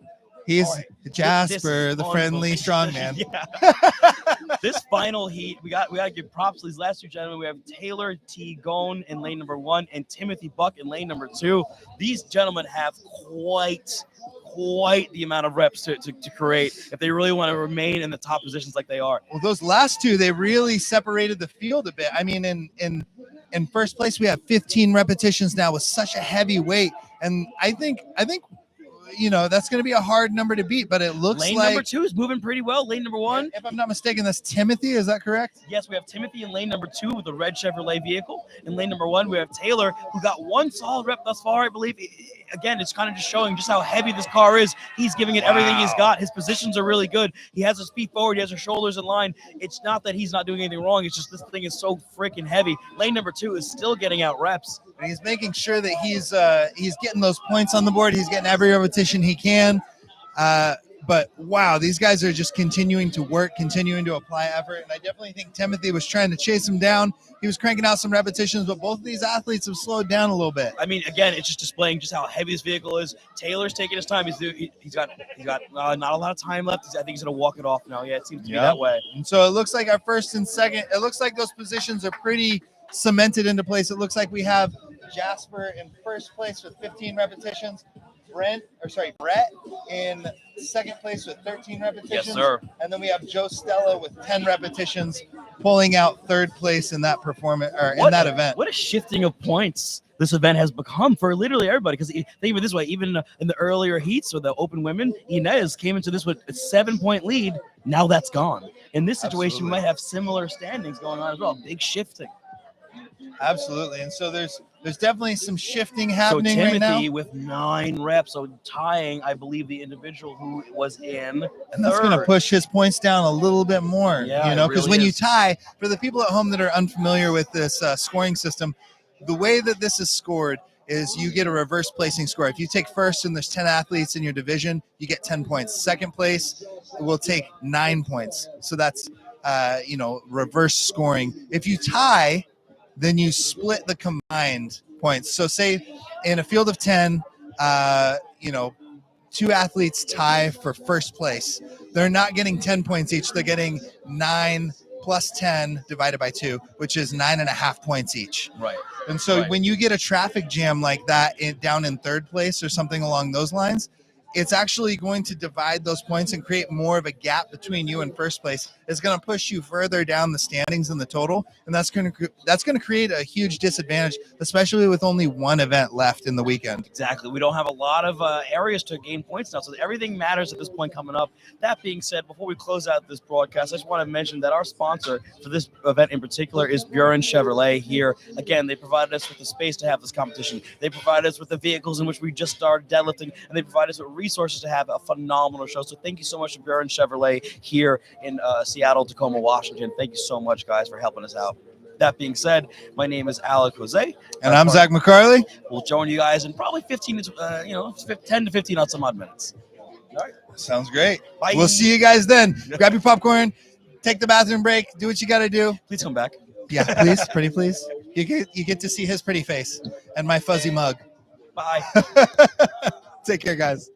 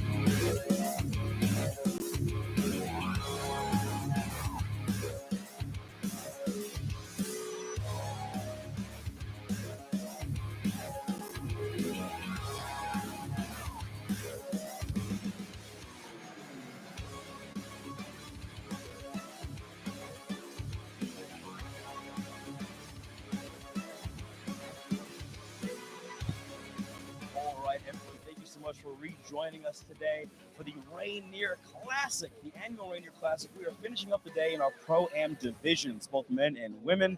We have the last event for the day, and you might have heard Mr. McCarley reference this before, in that we switched it out. It was initially supposed to be a stone-to-shoulder maximum. Now we're doing a sandbag-to-shoulder event. Reasoning being, the weather has taken a bit of a turn for the worse, and to do stone-to-shoulder in a wet environment is frankly just unsafe. So the promoters have elicited to switch out to a different event. Thankfully, due to our sponsor of Cerberus, we're actually able to have all these sandbags available for a maximum sandbag-to-shoulder event. That being said, my name is Al Jose. This is Zach McCarley. Zach, how would you approach this event? It's a totally different thing. Yeah, so this is a slightly different event. You know, the previous event was going to be a stone to shoulder for max. And, you know, these athletes were preparing for a single repetition and for a maximal weight. This sandbag shoulder ladder is actually going to be scored upon a slightly different criteria. It's not going to be for max weight. It's actually going to be through 3 separate sandbags for time. So now the factor is really speed. How swiftly can you get through shouldering each of these 3 sandbags in order of 1, 2, 3? How quick can you get through it, and how quickly can you display control on the shoulder? How quickly can you get the down call from your judge, which is going to stop the final time, and it's going to dictate your placement in the field. Absolutely. So now we went from a true max event to essentially a sprint in a way, depending on one's ability to shoulder the weight. So that's a very different thing. Now, fortunately for the athletes, this event in and of itself has demanded a lot of conditioning, a lot of in the form of the event. So a lot of these athletes are coming in great shape. So it's not like they're in much of a disadvantaged position, but they're all on an equal playing field in relation to none of them were training for this. None of them were getting ready to do this event. So it is fair in a way. And honestly, it's kind of fun. It's still a really fun event. I love this event. Each one of these sandbags have been waterlogged due to the weather today. So they're even heavier than they're supposed to be. So it's going to be, in a way, it will be a max, actually, in its own unique way. Yeah, it's going to be a sprint. There's no question about that for some of these athletes. And yet for other athletes, it might be a challenge to even just get through it. You know, these sandbags are not light, and they still are a bit waterlogged from this morning. We can see that some of the sandbags are still actually wet. And so that's going to interfere with your ability to grip. It's going to interfere with your ability to apply chalk to your arm and allow it to be really beneficial for the increasing friction, which is going to increase your grip on that implement. And I think this is one of those moments in strongman where it definitely, you have to call an audible and you have to keep your athletes safe, but you also, as an athlete, you have to be able to pivot and you have to be able to respond in a positive manner. You cannot allow this to distract from your own performance and from your focus upon yourself, because you really need to take this in stride if you want to even have a chance of performing well. Yeah. A lot of people would think, oh man, they'd get really torn down. They'd be upset about this. That doesn't serve you in any way other than to sabotage yourself. So you have to keep your mindset in the correct place. You have to keep moving forward. Exactly. You have to keep that attitude of, this is the next event and I'm just going to go out there and I'm going to slay it. At the end of the day, if you're in a PROAM division, you've been to a multitude of strongman competitions more oftentimes than not. In this case, we have a multitude of national champions, world top 5 placers, and a few world champions actually as well. So, it doesn't behoove you to be, potentially complaining about it. Just, buck up, get out there and get after it. Everyone's in the exact same position. And frankly, it's still really fun. Yeah, absolutely. And it is a total blast. And it's also a blast being able to be on commentary here with Alex Jose. Oh, hey. And, you can find him at Alex Jose on Instagram. You can find me at Zach McCarley on Instagram. And huge shout out to Swoop Sound, who is providing us with this awesome stream to you guys Yes. for free. Yes. Make sure that you go follow them on Instagram. Make sure you check them out. And Yes. also check out Dungeon Strength RX. That's a gym over in Des Moines, Washington, in the Seattle area, just south of Seattle. It is one of the best strongman gyms in the Northwest. Top hands 3 down. strongman gyms in the nation. Absolutely.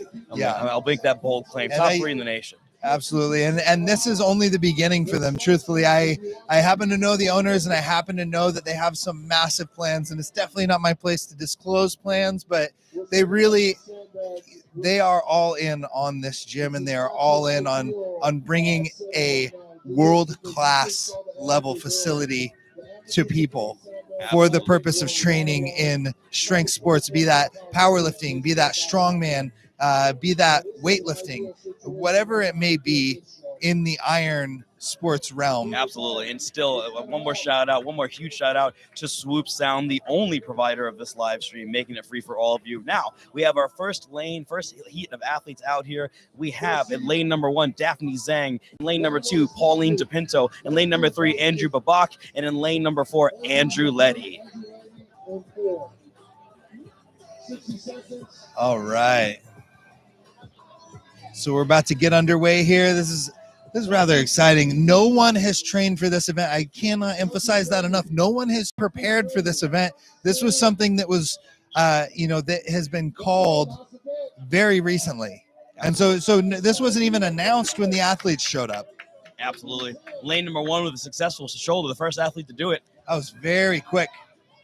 Going on to the second bag is Daphne Zhang, much heavier bag, a little more awkward. You see that she accidentally dropped it there. Lane number 3 and 2 are successful with their first bag. Fighting for that second bag is Pauline DePinto in lane number 2. In lane number 3, we have Andrew Babak going after that second bag. And it looks like we have Andrew Letty over in lane 4, still working on that first bag. It can't be, I'm going to say it again, even though I've said it several times. None of these athletes were necessarily prepared for this kind of event. And in strongman, sometimes that occurs. Sometimes that happens, and it's going to benefit some athletes, and it's really going to hurt some other athletes. Absolutely, and not for nothing. Again, so long as the playing field is even, it's all good. It's all fine, man. It absolutely preserves the integrity of the event, given that it is the same event for all athletes that are participating, and being someone that was involved in the organization of this event, I know for a fact that this was not something that was really even discussed until the day before weigh-ins. So no one had the opportunity to train for this type of event, which makes it such an interesting event. Right, and that being said too, this event is still brought to us by Kabuki Strength, our primary sponsor for this event in particular. Kabuki Strength is awarding an athletic sponsorship to all the winners of the PROAM divisions, and to every single athlete awarding 1 month of free coaching. That's to all athletes. So we want to thank you, Kabuki, for such an amazing sponsorship opportunity that they're providing for us, and being the primary sponsor of this event and one of the main sponsors of this show as a whole. So huge shout out to Kabuki. I'm sorry, go ahead, Zach. Oh, no. We have some athletes coming out right now. Right now we have Rachel Bennett in lane number 1. We have Q in lane number 2. In lane number 3, we have Jack Turner. In lane number 4, we have Bob Moyer. Fantastic. So this is going to be a pretty good heat. I'm actually rather excited to see Bob Moyer in lane 4. As I mentioned before in this broadcast, he is a rather experienced athlete in this field, and I think that we can expect to see some excellent pacing from him, some excellent consistent technique. But again, he just checked his hands as if he was having a grip issue. So we're going to see how this goes for him. Lane 3, it looks like we have 1 bag down. And lane 1, we have 1 bag down and about to be 2. There's Rachel Bennett's on the 3rd bag. First athlete to reach the 3rd bag out of all divisions thus far. Let's see if she made it look easy, really easy. She's going for a 200-pound sandbag that is definitely waterlogged, so it definitely weighs more than 200 pounds right now. Absolutely. And I think it's also important to bring up the fact she can do it if she keeps hucking up her chest. Rachel Bennett can absolutely finish this bag. She needs to stay dang it, unfortunately losing the grip on the bag. Very close, very close. I will say that so it's important to know that this event is not just scored on completion time, it is scored on the number of bags that were completed and completion time. So there is a split on each bag. That is to say, if one athlete completes bag number 2 in 10 seconds and another athlete completes bag number 2 in 15 seconds, the athlete that completed it quicker will be placed higher. And so that is going to come into play when you see a lot of athletes only getting through 2 bags. The goal of the athletes after them will be to shoulder all bags, but really the goal is also to shoulder the 2 bags more swiftly. Absolutely. So if you feel as though that 3rd bag might be a little too heavy, a little out of your range, which a lot of the athletes are in that position, even in this PROAM division, it behooves you to get through those first 2 or even 1 with an incredible split time.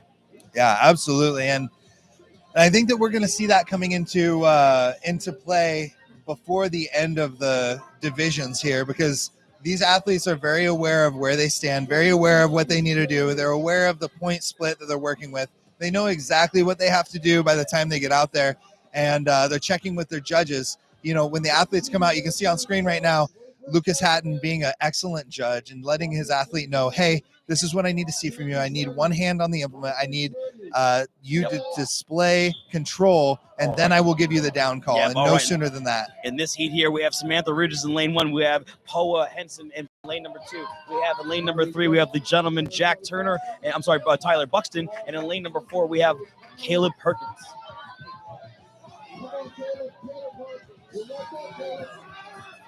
Awesome. And so it looks like our athletes are all through the first bag. We have a couple athletes even to the 3rd bag. Sam Bridges on the 3rd bag. We have a 105 athlete in lane number 3 on the 3rd bag as well, going for the long bag style. Sam Bridges trying to get up to this 3rd bag here.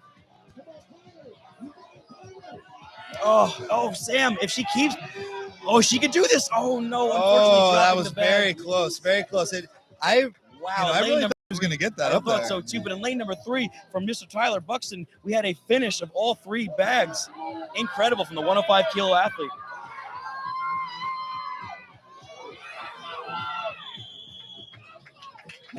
Very difficult event. You know, it's hard to come out here and have this kind of mystery event sprung on you man. On the 6th event of the week. Of a 2-day show. Of the weekend, sorry. Of arguably the heaviest PROAM in North America. It is not an easy task, but I tell you what, they're responding to it well. I mean, we're getting athletes at least getting through the first 2. We've had 1 athlete thus far finishing the whole series. This is really fun to see. Do you have any predictions on this event? Do you think you're inclined to believe any athlete in any division in particular might do really well? So I think as we get deeper into these fields, we are going to see athletes doing a bit better. I think that, well, we're about to start this heat. I'll do a little bit of more speculating in a moment. Yes, in this heat we have Jessica Mitchell in lane number 1, lane number 2, Joe DeKinney, lane number 3, Ryan Fell, lane number 4, we have the gentleman Charles Easton, I believe. Excellent. So if Ryan Fell wants to win this meet, he has to win this event. And if Jessica Mitchell wants to maintain 2nd place, she has to win this event as well.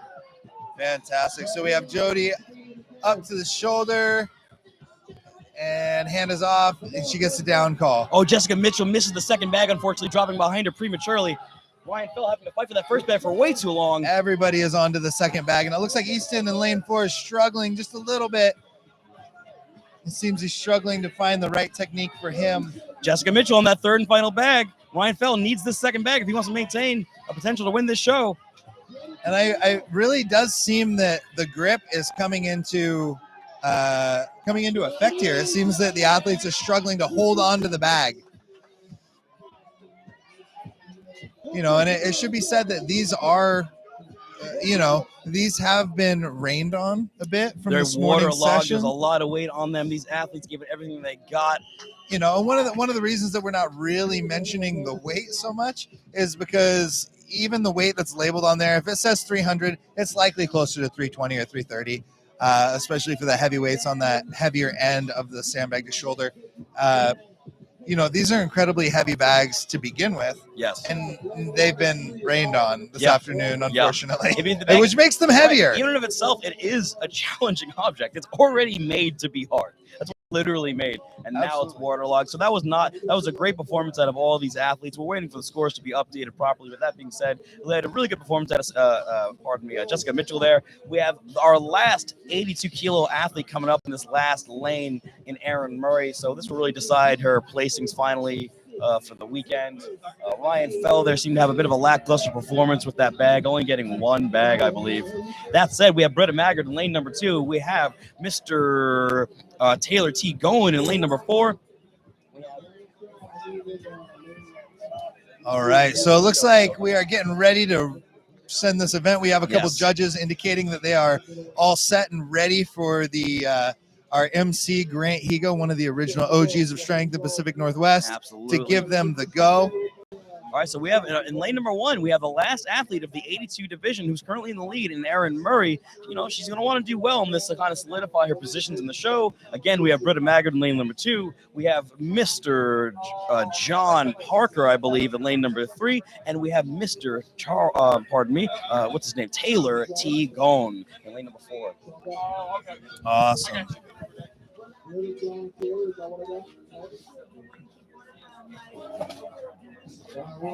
Now, I know for a fact that Erin Murray has not ever trained this event, so it's going to be really interesting to see how she does.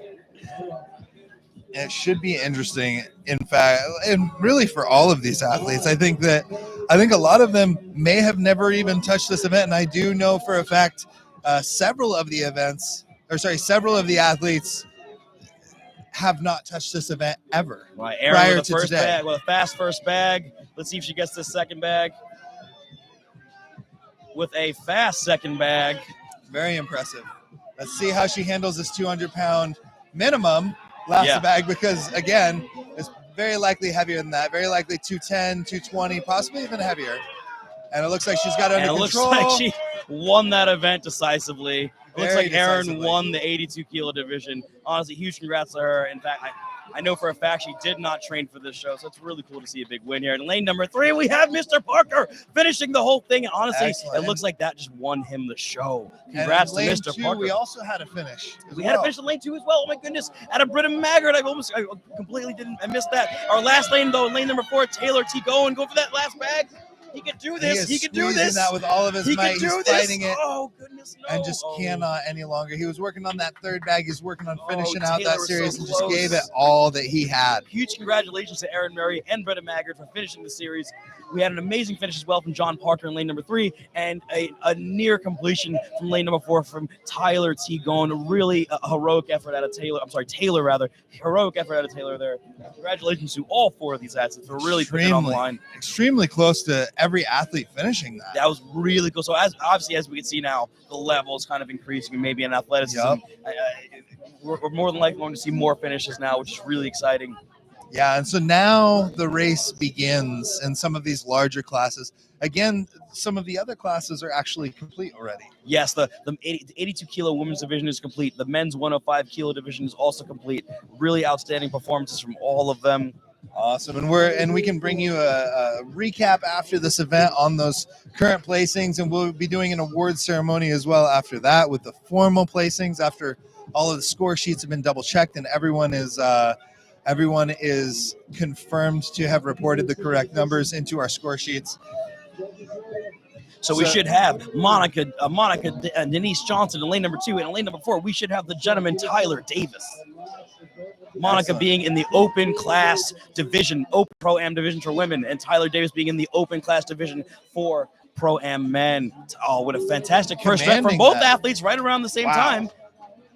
And that is some strict judging by Ryan Terry in lane number 2. You can see that he said, you got to get it back on the shoulder a little bit Ryan's better. making him work for it. And at the end of the day, so long as they all share the same judge, it is even and fair.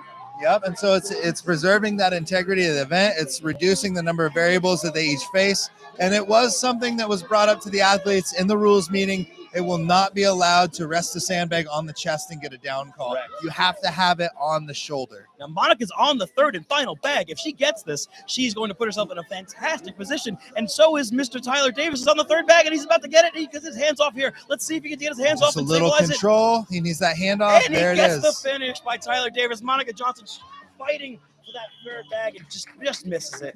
Congratulations to both athletes for a great performance. All right, that is a tough one. That is a super tough event. It was hard. It was really fun to watch. And from here, we're going to just see these athletes starting to run through these 3 bags, I think. Absolutely. You know, we have some very strong athletes coming up. I'm quite excited to see some of our, I I'm excited to see the women, but I'm also very excited to see Jasper, the friendly strongman. Jasper, the friendly strongman, coming on up soon. We also Timothy, have, we have Brett. we have Abigail Deal, the great mover from the 82 class. We have Sean Harrison. We have Inez. We have Gabby Dick. We have some strong people coming on up. Incredibly strong. Brett Thompson, Timothy, and Jasper, really. And Mr. Stella. Not for nothing. I have no reason to believe this, but I feel like Joe Stella's going to do really well as well. Absolutely. And it also seems that we have some very tight races. I mean, in the women's division, we have half a point separating first and second, which half a point. It means and their training partners. Whoever wins this event between those two is going to be the winner of the class. Yeah, I have to be unbiased. I coach them both, so I love them all equally. Good luck to all of you too. That being said, we have Abby in lane number 2. In lane number 4, we have the gentleman in Zachary Price. Let's see how Abby does here. Abby is a famously good mover in the class. Very strong. And Mr. Ryan Terry's make sure that is fully on the shoulder. Very clean second rep for Abby. She's just about complete, and she gets the down call. Going on to the third bag here. This is a very good time for Abby. If she finishes this at the same pace, she might be in contention for first place. Down as well. Zach Price going for the long method on these bags as well. On the third and final bag. Slightly Abby on her different third and final bag. You're seeing the difference of technique approaches for both athletes. Abigail's about to get this third one. She needs to adjust it further back on her shoulder, and it's bailed forward. You can see her readjusting and mentally gathering herself. Look at that is Mr. a Price that is a fighting huge in the hit. back there. Price, Abby has a few moments for this. She could do it. She really got to bump it up, and that's about it. That's a wrap for these two athletes. That is an extremely tough way to end this event. That was amazing. Absolutely, and both athletes were able to make it to the third implement, but neither of them were able to quite shoulder it and get the down call. We did have Abigail. She got it all the way up to the shoulder. I mean, could not quite round it out.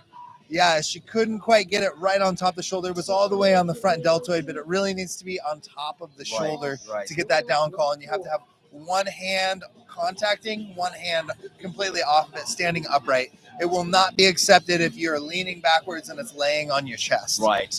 And that makes it a clean and strict rep. We have some strict judging going on today. But in lane number 2, we have Sean Harrison. In lane number 4, we have the Josh Reynolds. Thank you, Josh Reynolds in lane number 4. So again, in lane number 2, we have Sean Harrison. Now, this is a big moment for Sean. Now, if Sean wants to hold on to that third position that Sean is currently in, they need to have a stellar performance here. All right, here they go, and they're off. And here we go. Let's go, everybody.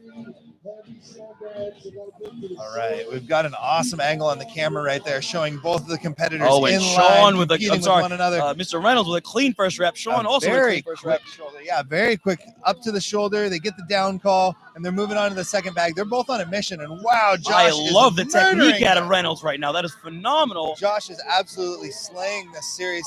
He's a man on a mission. It looks like he is he gunning wants for first, this. and he wants nothing less than first. Oh, he could do this. All right, we have it looks both like that's athletes it. on the that third is bag. It. And Sean Reynolds, Josh Reynolds rather, killing that event. We have Sean Harrison on the last bag. Sean could do this. They can do this. Absolutely. Sean has got this. Oh, Sean's just going to need to get that up to the shoulder. Another bump or two. Oh, goodness. That's such a difficult implement to deal with because unwieldy. This is one of those implements that can move on you. This is not necessarily a solid implement. It is an implement that will move underneath your body. It will contour to your body. If you breathe out, it's going to fill that cavity that's created, and it's going to make it difficult to even maneuver it around your body because it can form so well. Absolutely. Again, we said it 1,000 times. It's worth mentioning again. It is waterlogged. There is a lot more weight than written on that due to the fact that it came down with torrential downpour almost earlier today. Yeah, I think that these these pros are resembling honey badgers. Honey badgers don't care. Honey badgers don't care. They just don't care. Honey badgers don't care. Honey badgers don't care about waterlog. All right, we have Inez Carrasquillo in lane number 2. We have the gentleman in Bronson in lane number 4. Now, if Nez wants to win this show, she has to beat Gabby Dixon. Yeah, so this is getting down to the end of it. And this is the nitty-gritty. This is our current number 2 ranked athlete in Inez, and she is going to have to put up a number that beats the athlete that follows her. So she is coming out here. There's no pacing in this. She's got that stank face on. She's got that war face, and she's going to attack. Let's go, Carrasquillo. This is very exciting to see. Not to take Oh. anything away from lane 4, but Lane. lane 2, this is a very exciting This exciting decides event the for Inez. contest. Oh, she's just bullying it. Wow, She's just that was, bullying it. she almost pressed that. Honestly, she might be able to. All right, She the might third be able bag. to. There's only been one other woman to finish it, and Brita Maggard. Here she goes for the She's third gonna bag. bump that up Is she gonna pretty get aggressively. it? Is she gonna get it? And There's she the down, smokes the and that event. is Inez into first Castillo taking first place on that event. That's a guess, by the way. And so for the overall, it really comes down to this. It comes down to this last athlete, Gabby Dixon. Now let's give some more shine to Bronson here, who's on the third bag before we talk about the placings. But Bronson on the third and final bag, opting for the long style of approach. Bronson can do this. He has the strength. He's got to get one hand over here, one hand under maybe. I feel like we really need to start giving his athletes nicknames because he's kind of a bulldog. Bronson the bulldog. Bronson the bulldog. How do you say his last name? Tawanok? I've been saying Tiwanok. Bronson the bulldog. Tiwanok coming out here. Inez Carrasquillo smoking that. That was so. Now it comes down to Gabby Dixon. If Gabby Dixon wants to win this show with a half a point differential, she has to beat Inez. And there's no other way. There's no other way to do it. And it just so happens Inez is I don't know the technical term. Correct me if I'm wrong. A beast. Right. I think a monster in some A languages. monster. Yeah. A beastly monster. Beelzebub. A demon. Now, a strength demon. A strength demon. Now we have Gabby Dixon, also a strength monster. In lane number 2, I know she doesn't like this event because I coach her. In lane number 4, we have the gentleman and Joe Stella. This is very exciting. So now for Gabby to really hold on to her position, she has to hold on to second. She has to get at least the first bag. To hold on, if she wants to win the show, she needs all 3, and she needs to beat Inez's time. Yeah, and there's no exception to that. Here she is. She's running for it. She's acting like she could do it. Let's hope she can get this. Come on, Gabby Dixon. So that's a fast one. first bag. Wow, that is a so fast first bag. And so she's Gabby got the Dixon second one is to the going left. for this. She's got it to the shoulder. Oh my goodness, Gabby Dixon is here to party. It is right She's here. On the third bag. It is right here. What happens? Wow, this is extremely exciting. This is She's gonna have insane. to get it up. This is She's insane. popping it up. Gabby Dixon She's got to can do adjust. this. She has to adjust. She can Resettle buck it. herself. She can She's got to buck get it this. to the shoulder. She's Come got to on, get it to Gabby the shoulder Dixon. and hand off. She can do She's this. struggling in the positioning of that. That's a difficult implement to do deal this. with. She's really got to move that arm out from underneath the implement. She's got it hooked on the crook of her elbow. That's what she's really struggling with right there. She She's needs to holding it bounce. long ways. And that's Oh, so the that is effort. a minor technical flaw. The effort put into that was it was a lot of That effort. was a heroic It effort. was she moved like she could do it, and quite She frankly, could she have. can. She has the She physical could have. strength. That was just a technical deficit. That was a heroic effort. And That was such a I'm sorry to great Joe effort Stella by because Gab. we were so caught up in that I didn't Joe, even you get a did chance amazing. to I'm so comment on sorry, but that was an outstanding performance from Gabby Dixon, damn near taking the whole show from her training partner and one of her best friends and her teammates in Inez. More than Absolutely. likely, Gabby will play somewhere in the top 3 or to 5 with that performance. That was so and fast. solidifying second place for herself. So as of right now, Inez with 10 total points in that event, we could assume.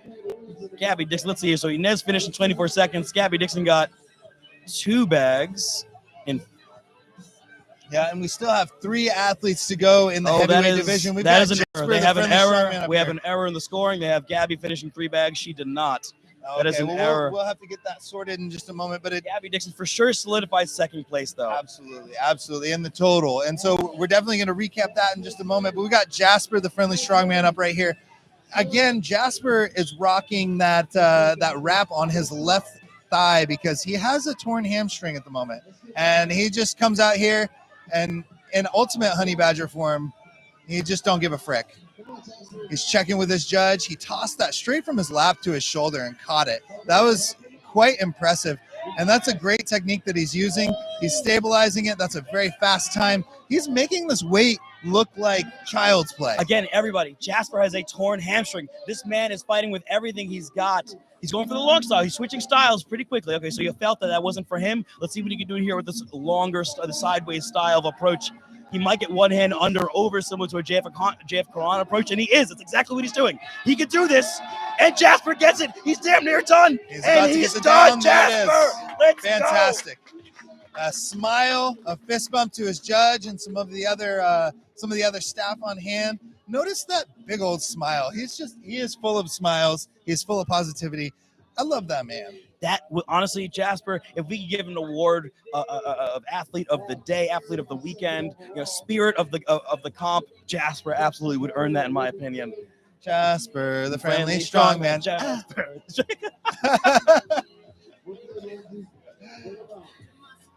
Oh man, such an exciting field. So we do have 2 athletes left in Timothy Buck, and then we're going to be rounding out the field of heavyweight men with Brent Thompson. This is pretty now exciting. Jasper, I want to see where Jasper got that on this, because Jasper might have taken first in this event. We're going to find out. Really, really close to Josh Reynolds. Both of them were very fast. Oh, he's actually in second place. Mr.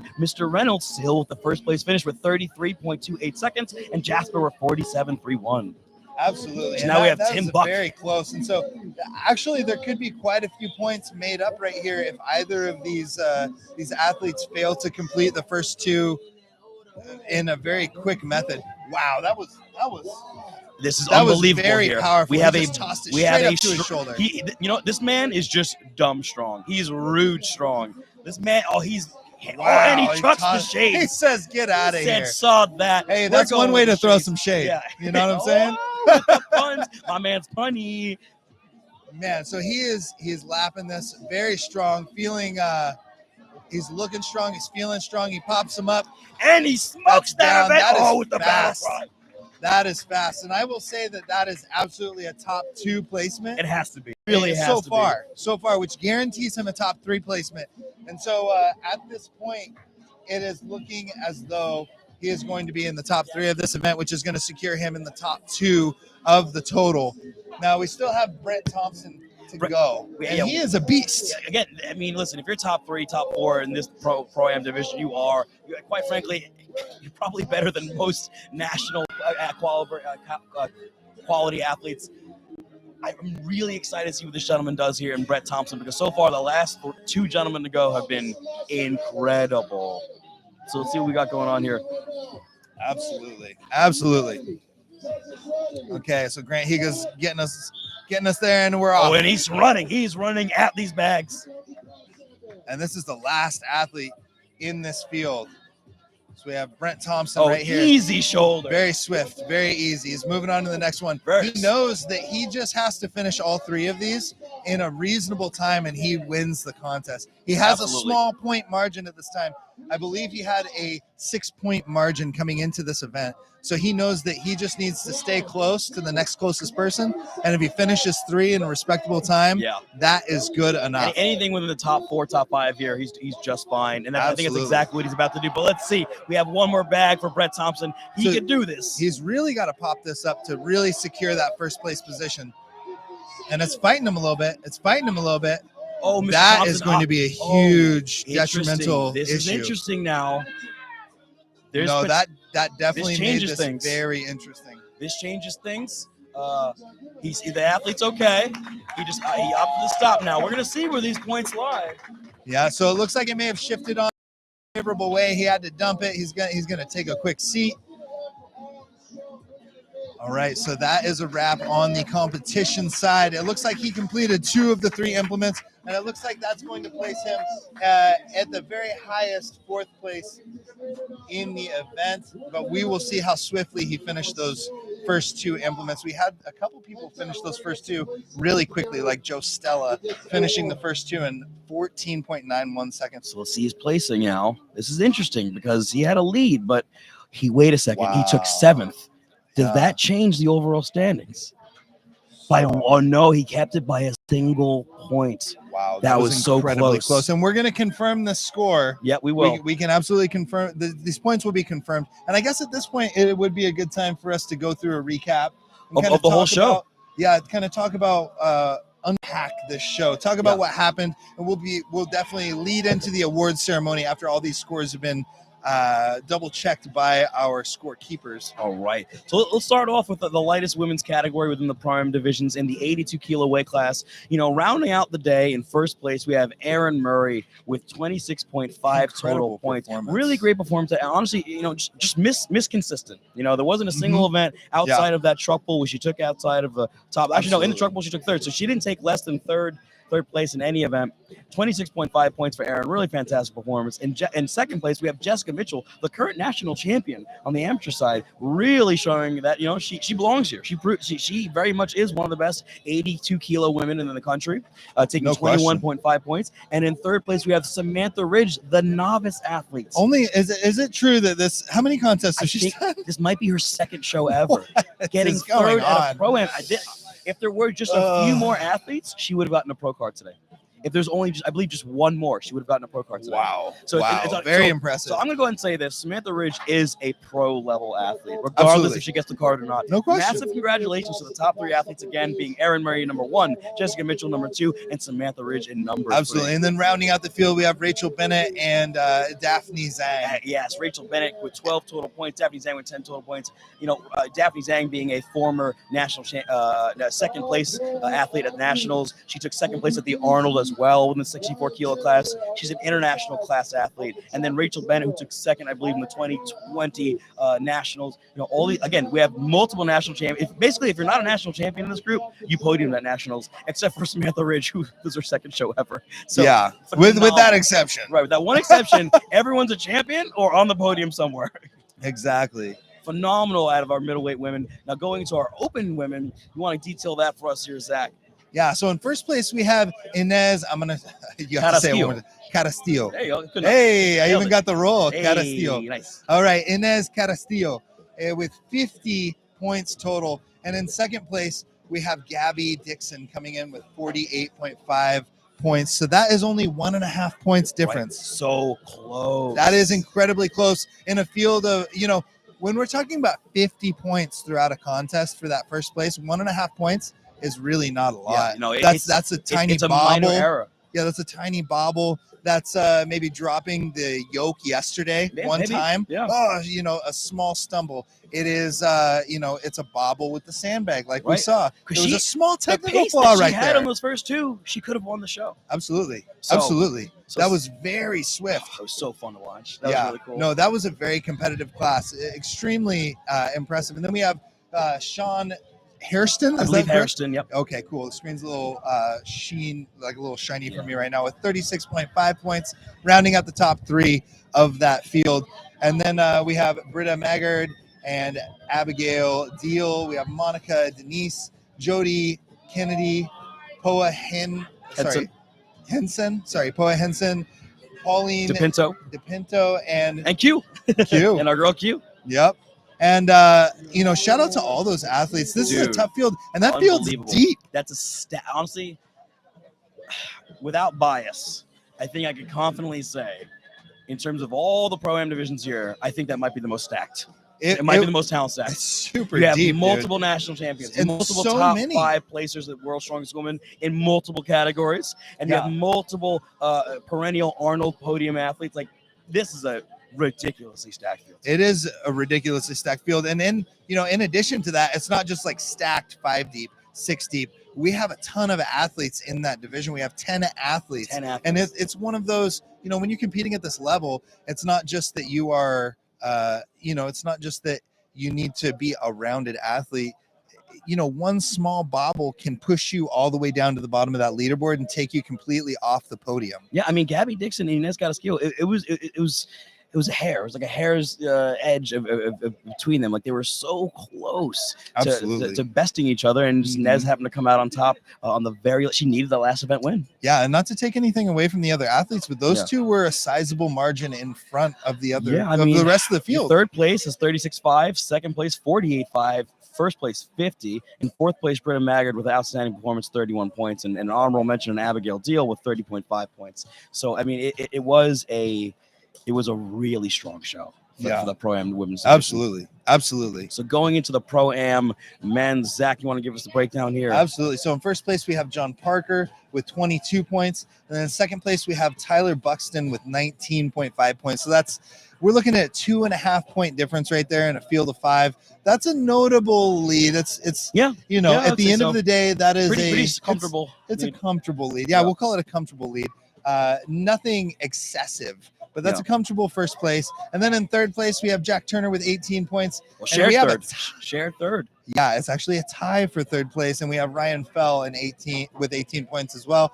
On the count back on that, we're going to do that in just a sec, but I want to mention who's in fifth place. Andrew, you're going to have to pronounce Babak, I believe. Babak? I believe so. Babak. Okay. So Andrew Babak is in fifth place, and let's do the count back on who took third. So it looks like Jack Turner took first in event 1 and second in event 2. Is that right? No, fourth in event 2, fourth in event 3, second in event 4, third and fourth. So he had one first place. So if we look through Ryan Fell's first places, he has a first place and he has a second place, a second place, third place, fourth place, and a fifth place. So yeah, so it does look like Jack Turner might get that third place. Yeah, it looks like as it stands right now in our score sheet, Jack Turner will be awarded third place and Ryan Fell will be awarded fourth place on countback. Again, they did tie in points, but the criteria for the tiebreaker today is going to be countback, and so that's on placement. Right. Love that. That was a fun field. The thing is kind of similar to our 80 kilo amateur division. You had not a lot of athletes, but all of them were incredibly good. Right. Yeah. So it incredibly was solid. Really any man's competition at the end of the day, and the best man being John Parker, second place being Tyler Buxton, third place being Jack Turner. So congrats to those three athletes. Really great job, guys. Absolutely. You want to give us the breakdown here for the open men's division, All right, Mr. McCarley? The open men's division. This was we fun. have Brett Thompson in first place. I mean, we had mentioned that earlier, and there was that bobble right there at the end. 1 point. Yeah, it was very scary. He ended the day with 66 points, and in second place, Timothy Buck with 65 points. That's 1 point. That's So 1 close, point dude. at the end So of 6 close. events in a deep field. That's a half of a second 13 on any event. athletes. Exactly. That's half a second. That's a drop on the farmers because your hand slipped because those torpedoes were dragging on your leg and you lost your focus for a moment and you dropped it right before the line. You got to pick it back up. That's that single mistake coming in. Yeah, right. it really 1 point is nothing in a field of 13 people. So that's a very tight race. It really goes to show you just how stacked talent stacked this field was. And in third place, we have, at least in my opinion, the hero of the day. It truly, Jasper getting third place. Yeah, Jasper, the friendly strongman. Now, you can confirm this for me. Do you know if Brett Thompson and if Timothy Buck are pros? I do not know. Actually, it doesn't even matter. I don't even know. It actually doesn't matter because the whole podium gets pro cards. The whole podium. Yeah. So with this many athletes, the whole podium should get pro cards. Well, they're all pros now. So then Jasper, well deserved. So at least I Holy can cow. confidently say this, as long as we're keeping things consistent in relation to Beerstone and to this competition, which they both are the same Pro Series competitions, Jasper should be getting his pro card today. With a torn hamstring. And we have the wonderfully. That is absurd, but I love it. That's absurd, but I love it. Absolutely. What an incredible performance by those top three. And we also have Josh Reynolds coming in fourth with 45 points. We have Joe Stella coming in with 44 points in fifth place. And then in sixth place, we have Tyler Davis with 39.5 points.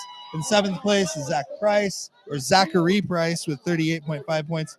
Eighth place, we have Bronson Timonok with 38 points. Ninth place, we have Taylor Gone, I believe so, with 35 points. 10th place, we have Charles Easton, one of the younger athletes in this field, quite the prospect, rounding out the day with 32 points. 11th place, we have Caleb Perkins with 26 points. 12th place, we have Bob Moyer with 22.5 points. And then 13th place, we have Andrew Letty rounding out the field with 13.5 points. That's crazy. That's a tough field. Crazy field. So on top of the fact that these gentlemen are going to get pro cards, assuming they're not pros yet, we're getting 3 America's Strongest Man invites for these gentlemen for all the categories. For the 105 men, they're also America's Strongest Man invites, I believe. And for the 82 kilo women, I believe they also might get America's Strongest Women. I know for a fact the open division women will be getting America's Strongest Women invites. So all these athletes have the opportunity now to compete at potentially an even harder stage, depending on the events and obviously time of year and all that. Absolutely. Yeah. And this is a PROAM, and this is, as we mentioned, a national level competition with a world level of competition. Right. Right. You know, these athletes, many of them are world level competitors, experienced at the international level, and you know, even some of them being world champions. Yeah, So it really just kind of goes to show you that like the level of the sport is rising, especially mostly due to fact of competitions like this. Rainier Classic at this point is now an international standard show. I mean, I even got a message from the world's strongest woman in Rebecca Roberts saying she was going to compete here. She was coming to the show. The only reason why she didn't was because of, unfortunately, work last minute called her in. So that being said, so this show is garnering literally the best in the world. It's really cool to see. Absolutely. Yeah. And it's going to be here again next year. Not necessarily this exact location, but I know for a fact that Dungeon Strength RX is going to be planning an additional contest next year, the 3rd annual Rainier Classic. And that's going to be quite the show, I think. Yeah. You know, we're moving forward. We're It learning seems lessons. like it's only getting better. Yeah, we're partnering with amazing broadcast crews like Swoop Sounds on Instagram. If you haven't checked them out, go check them out. That's Swoop Sounds on Instagram. They are the ones providing the stream for you and for us, and they're doing that for you and for the sport, and they're helping the sport to grow. So if you appreciate that, go give them a follow, go give them a check out.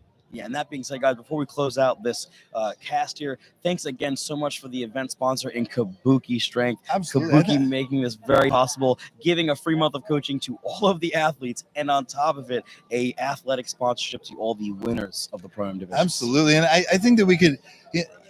I feel like we should give one more shout out to the staff and all the sponsors, but the staff that was out there all weekend, all day yesterday, all day today. They were setting up the rain as far back as Friday, Literally. and they're going to be tearing down tomorrow as well. I mean, the work is not over for them. They are really putting in a ton of work, and so to the staff, to the volunteers, to the individuals who are loading implements, a huge heartfelt thank you to everyone that is been a part of this. Seriously, this is not possible without the volunteers. So all of you guys, thank you so much from the bottom of our hearts. You know, one more round of thanking all of our sponsors in Beer and Chevrolet, Cerberus Strength, Kabuki Strength, Pewitt Pizza, Northwestern Mutual, the U.S. military in the form of the Army. Thank you to all our sponsors. Thank you for Dungeon Strength. Thank you to Ryan Terry, Saul Peterson for making this possible. Lucas Hatton for being one of the best organizers as well. We really appreciate all of you guys. And, you know, he gave us an opportunity for two schmucks like ourselves to talk on camera here for a little bit. So yeah, and you know, if you're watching this, make sure you tell us what you think, because hey, we happen to care. You know, like Alex Jose is a very experienced coach, and I am according to some. Yeah. And I happen to have been around the block a couple times Not a thing or two as well. So we got a lot of positive feedback, but you know, I happen to know that both of us are kind of perfectionists. So we're looking for that. Good critiques. Holler at your Yeah, boys. we are definitely looking for that constructive criticism to up our game, because we too don't just want to be at that great level. We want to be better than all of you. Excellent. No, I'm just joking. But seriously, guys, thank you so much for listening. We're going to end this cast now. We'll come back for the award ceremony. Stay tuned. We'll be back in probably 5 to 15 minutes if I had to guess. That sounds like a plan. So we will see you there. Make sure you tune in for that, because there's an awesome awards podium that's going to be on the what would you call that? It's like we're sending them to the sky. You stay tuned. Find out what Don't I mean worry about later. it. Yeah, you check it out then. We'll see you guys shortly. Bye.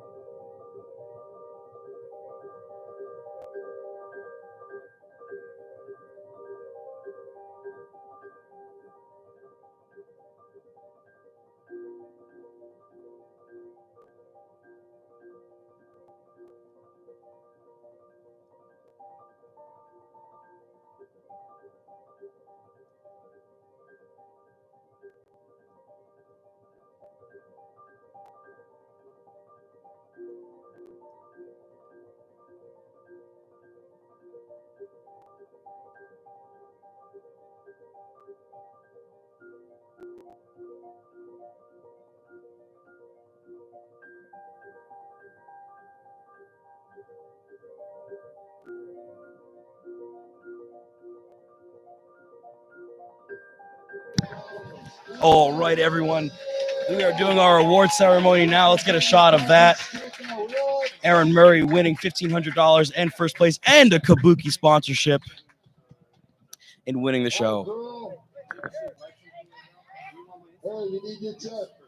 She needs to go take her giant check up there.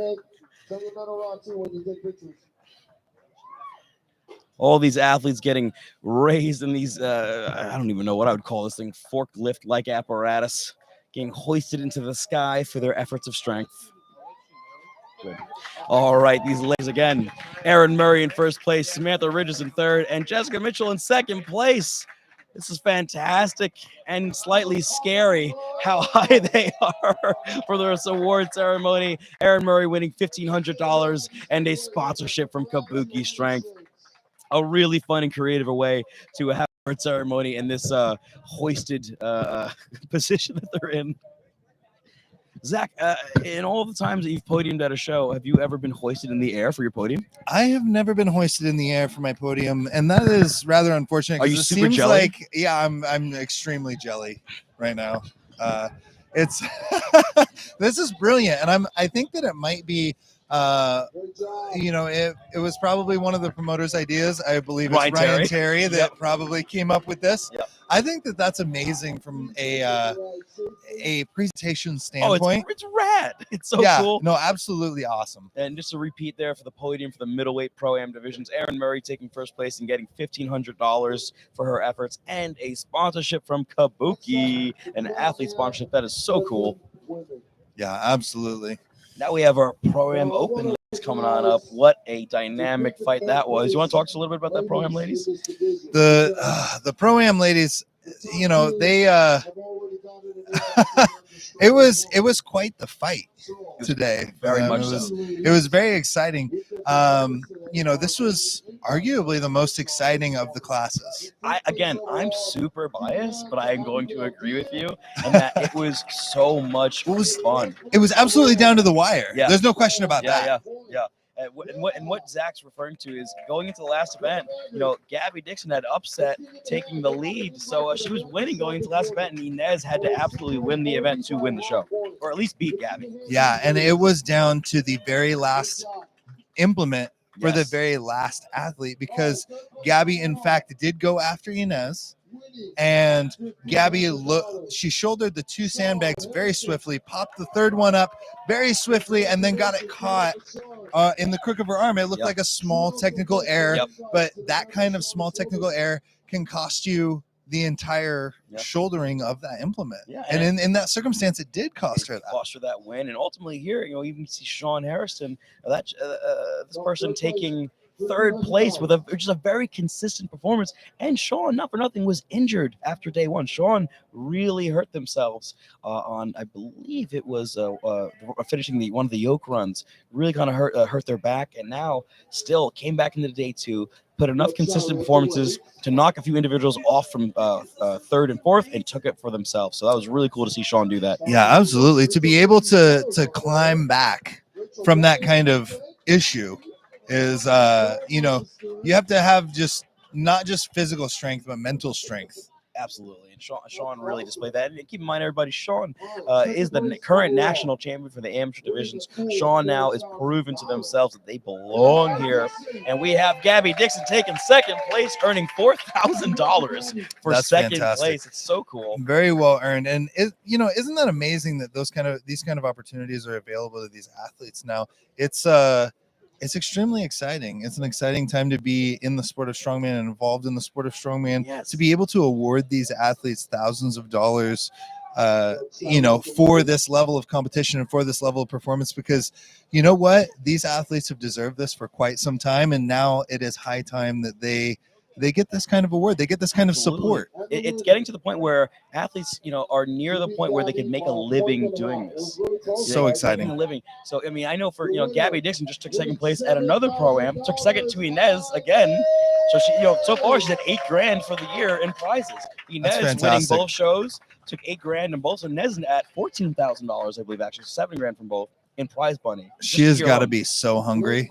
Oh, she's got to be so hungry. She's stoked, man. Yeah, I was gonna say Gabby has got to be so hungry chasing Inez right now, like having taken second to her twice. I know it's such a unique position for me to be in. I am in fact their coach. I coach them both, Mm-hmm. and they're both each other's main training partners and one of their best friends. So I really can't think of a better position for athletes of that caliber to be in. Like, your best training partner might be number 2 in the continent right next to you, and you are chasing, and there are certain events where you will beat each other. So it's awesome. And look, and Nez is a little freaked out by the height right now, taking her position up there. Gabby all smiles again to round to the podium again. Sean Harrison in third, Gabby Dixon in second, Inez Carrasquillo in first.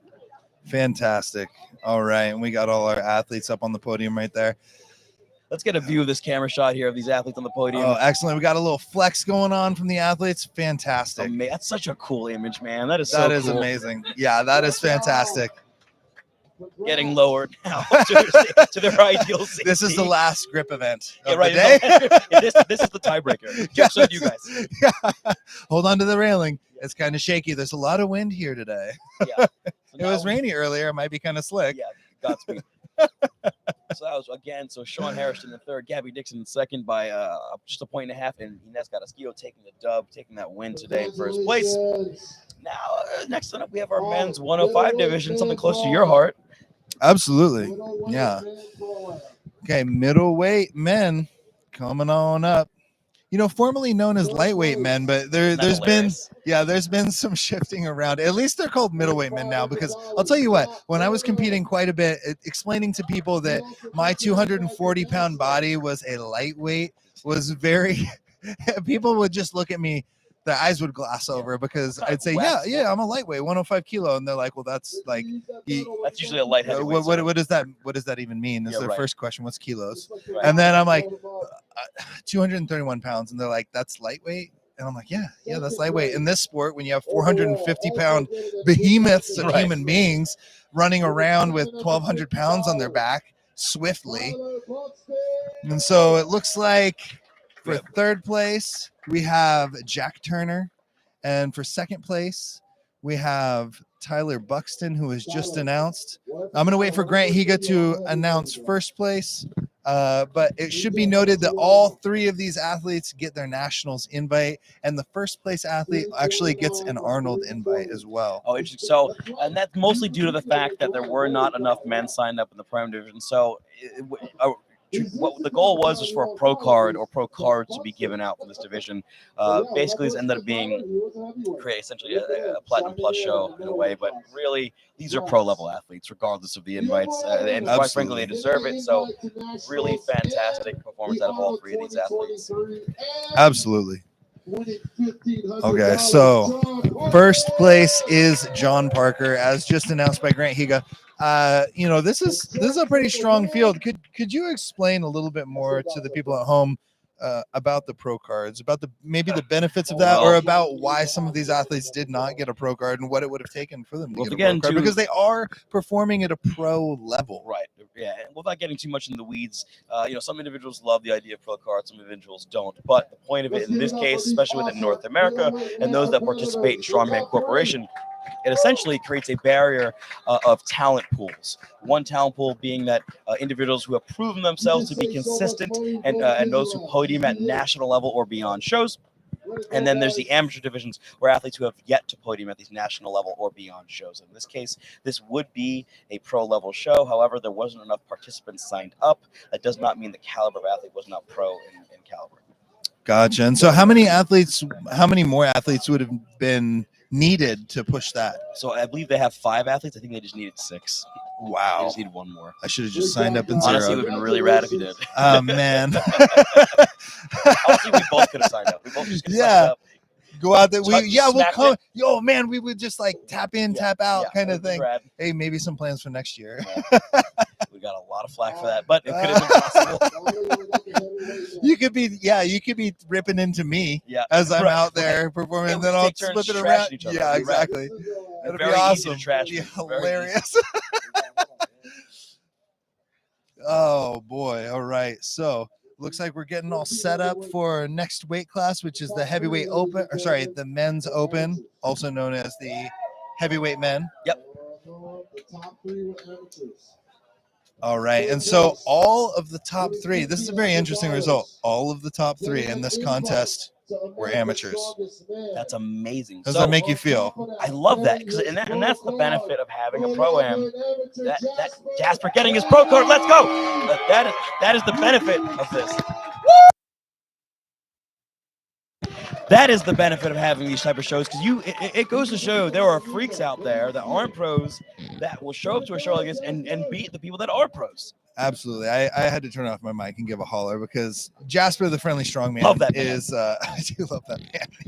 He's wonderful. He's just a positive light in the world. It's a long time coming for Jasper too. He absolutely deserves this. He is so strong and very talented. You know, he has some interesting movement mechanics. I think that he could improve on. That's a great way to put it. Boy, that was some gentle phrasing. Holy cow! Yeah, my man can't move. But I do think that with some polishing, he is another one of those athletes that could find himself at World's Strongest Man. I mean, I very much believe that. He's already an 800-pound deadlifter.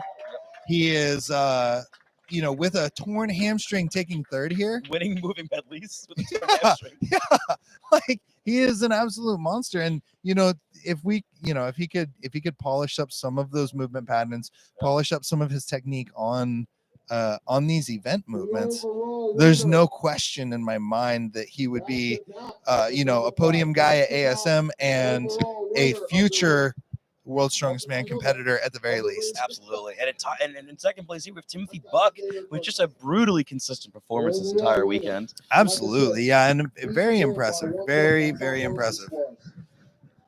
By 1 point separation. Here we go. Winning an invite to America's Strongest Man. And also getting his pro card from all 3 of these men getting their pro cards. Brett Thompson winning by a single point, going to ASM. What a fantastic achievement for Brett Thompson. And today. so what a day and what a podium, because all 3 of these athletes were amateurs. This field was 13 athletes deep, which means each of these athletes are getting an America's Strongest Man invite. But they're also getting their pro cards. All 3 of them were amateurs. Now they're pros. Congratulations. Now you have to travel very far for your competitions. Now you have to go really far. Sorry, boys, you're going to Finland. Yeah, sorry. Now you got to travel internationally to compete. Yeah, but you know what? It's where they belong. No, they absolutely. Are of that caliber. They absolutely are. And this was an extremely impressive contest by all 3 of these athletes. Not, and there were some very... there were some other athletes in the field that were extremely impressive. I felt Josh Reynolds was super impressive. Joe Stella, Zachary Price, several of the other athletes were very impressive and just had small bobbles, small mistakes. There were a couple zeros in the field today. A couple athletes that zeroed the car deadlift. Right. And that hurts. That put a big change of events in that car deadlift. Really, and honestly, the throwing event really kind of changed some things up for these guys. Yeah, absolutely. That was one that definitely changed a lot of things up. And the event change. Yeah, the event change. That's right. We were supposed to have a stone on the shoulder. We did not have it. Absolutely, but you have to be able to handle those things because inevitably in every contest there's going to be at least one thing that kind of changes up. Maybe not as big as in a full event, but you know, you show up to a show and maybe you're used to a certain piece of equipment that you can use, like a belt or like a certain kind of strap, and last minute they say, hey, no figure eight straps, and you say, well, that's what I trained with the whole time. What do I do? I'm so confused. You know, and that happens with grip shirts. That happens with all kinds of equipment. So, So here, Joe Stella, I believe, is going to say some words to the athletes that earned the sponsorship. It looks like, or at least he's affirming that's happening. So, but yeah, you know, you're right. There's no such thing as a strongman contest without something changing, whether it be literally World's Strongest Man or a local show. Something changes on the day.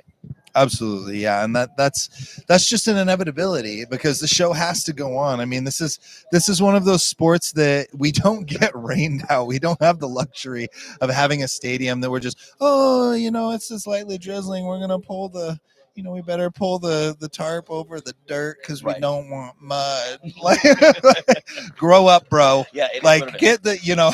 It is what it is. Yeah. If the event changes, deal with it, and also, you know, before we round out this live stream here, I really want to take a moment to thank every single one of our sponsors for this show. We had the U.S. military in the form of the Army sponsoring the show, Pewitt Sound Pizza sponsoring the show, Cerber Strength sponsoring the show, Dungeon Strength sponsoring the show, and also Kabuki Strength sponsoring the show. And also the individuals giving us this venue as well, Buren Chevrolet, all these amazing sponsors. None of this is possible without you guys. So thank you so very much for all the sponsors. Absolutely. Huge shout out to all of our sponsors on this whole weekend, and to the staff, to the volunteers, to the loaders, the live stream guys, Swoop Sound. Sounds. Thank Check them you, out, guys. They killed it this weekend with the live stream. They absolutely killed it with the commentary setup. Everything was made. You killed it with the commentary, sir. You did. Oh my goodness. All right, that's enough of us, guys. Thanks again for tuning in and watching. My name is Alec Jose. I'm Zach McCarley, and yeah, thank you. To reiterate it, thank you so much for watching. Bye. Bye.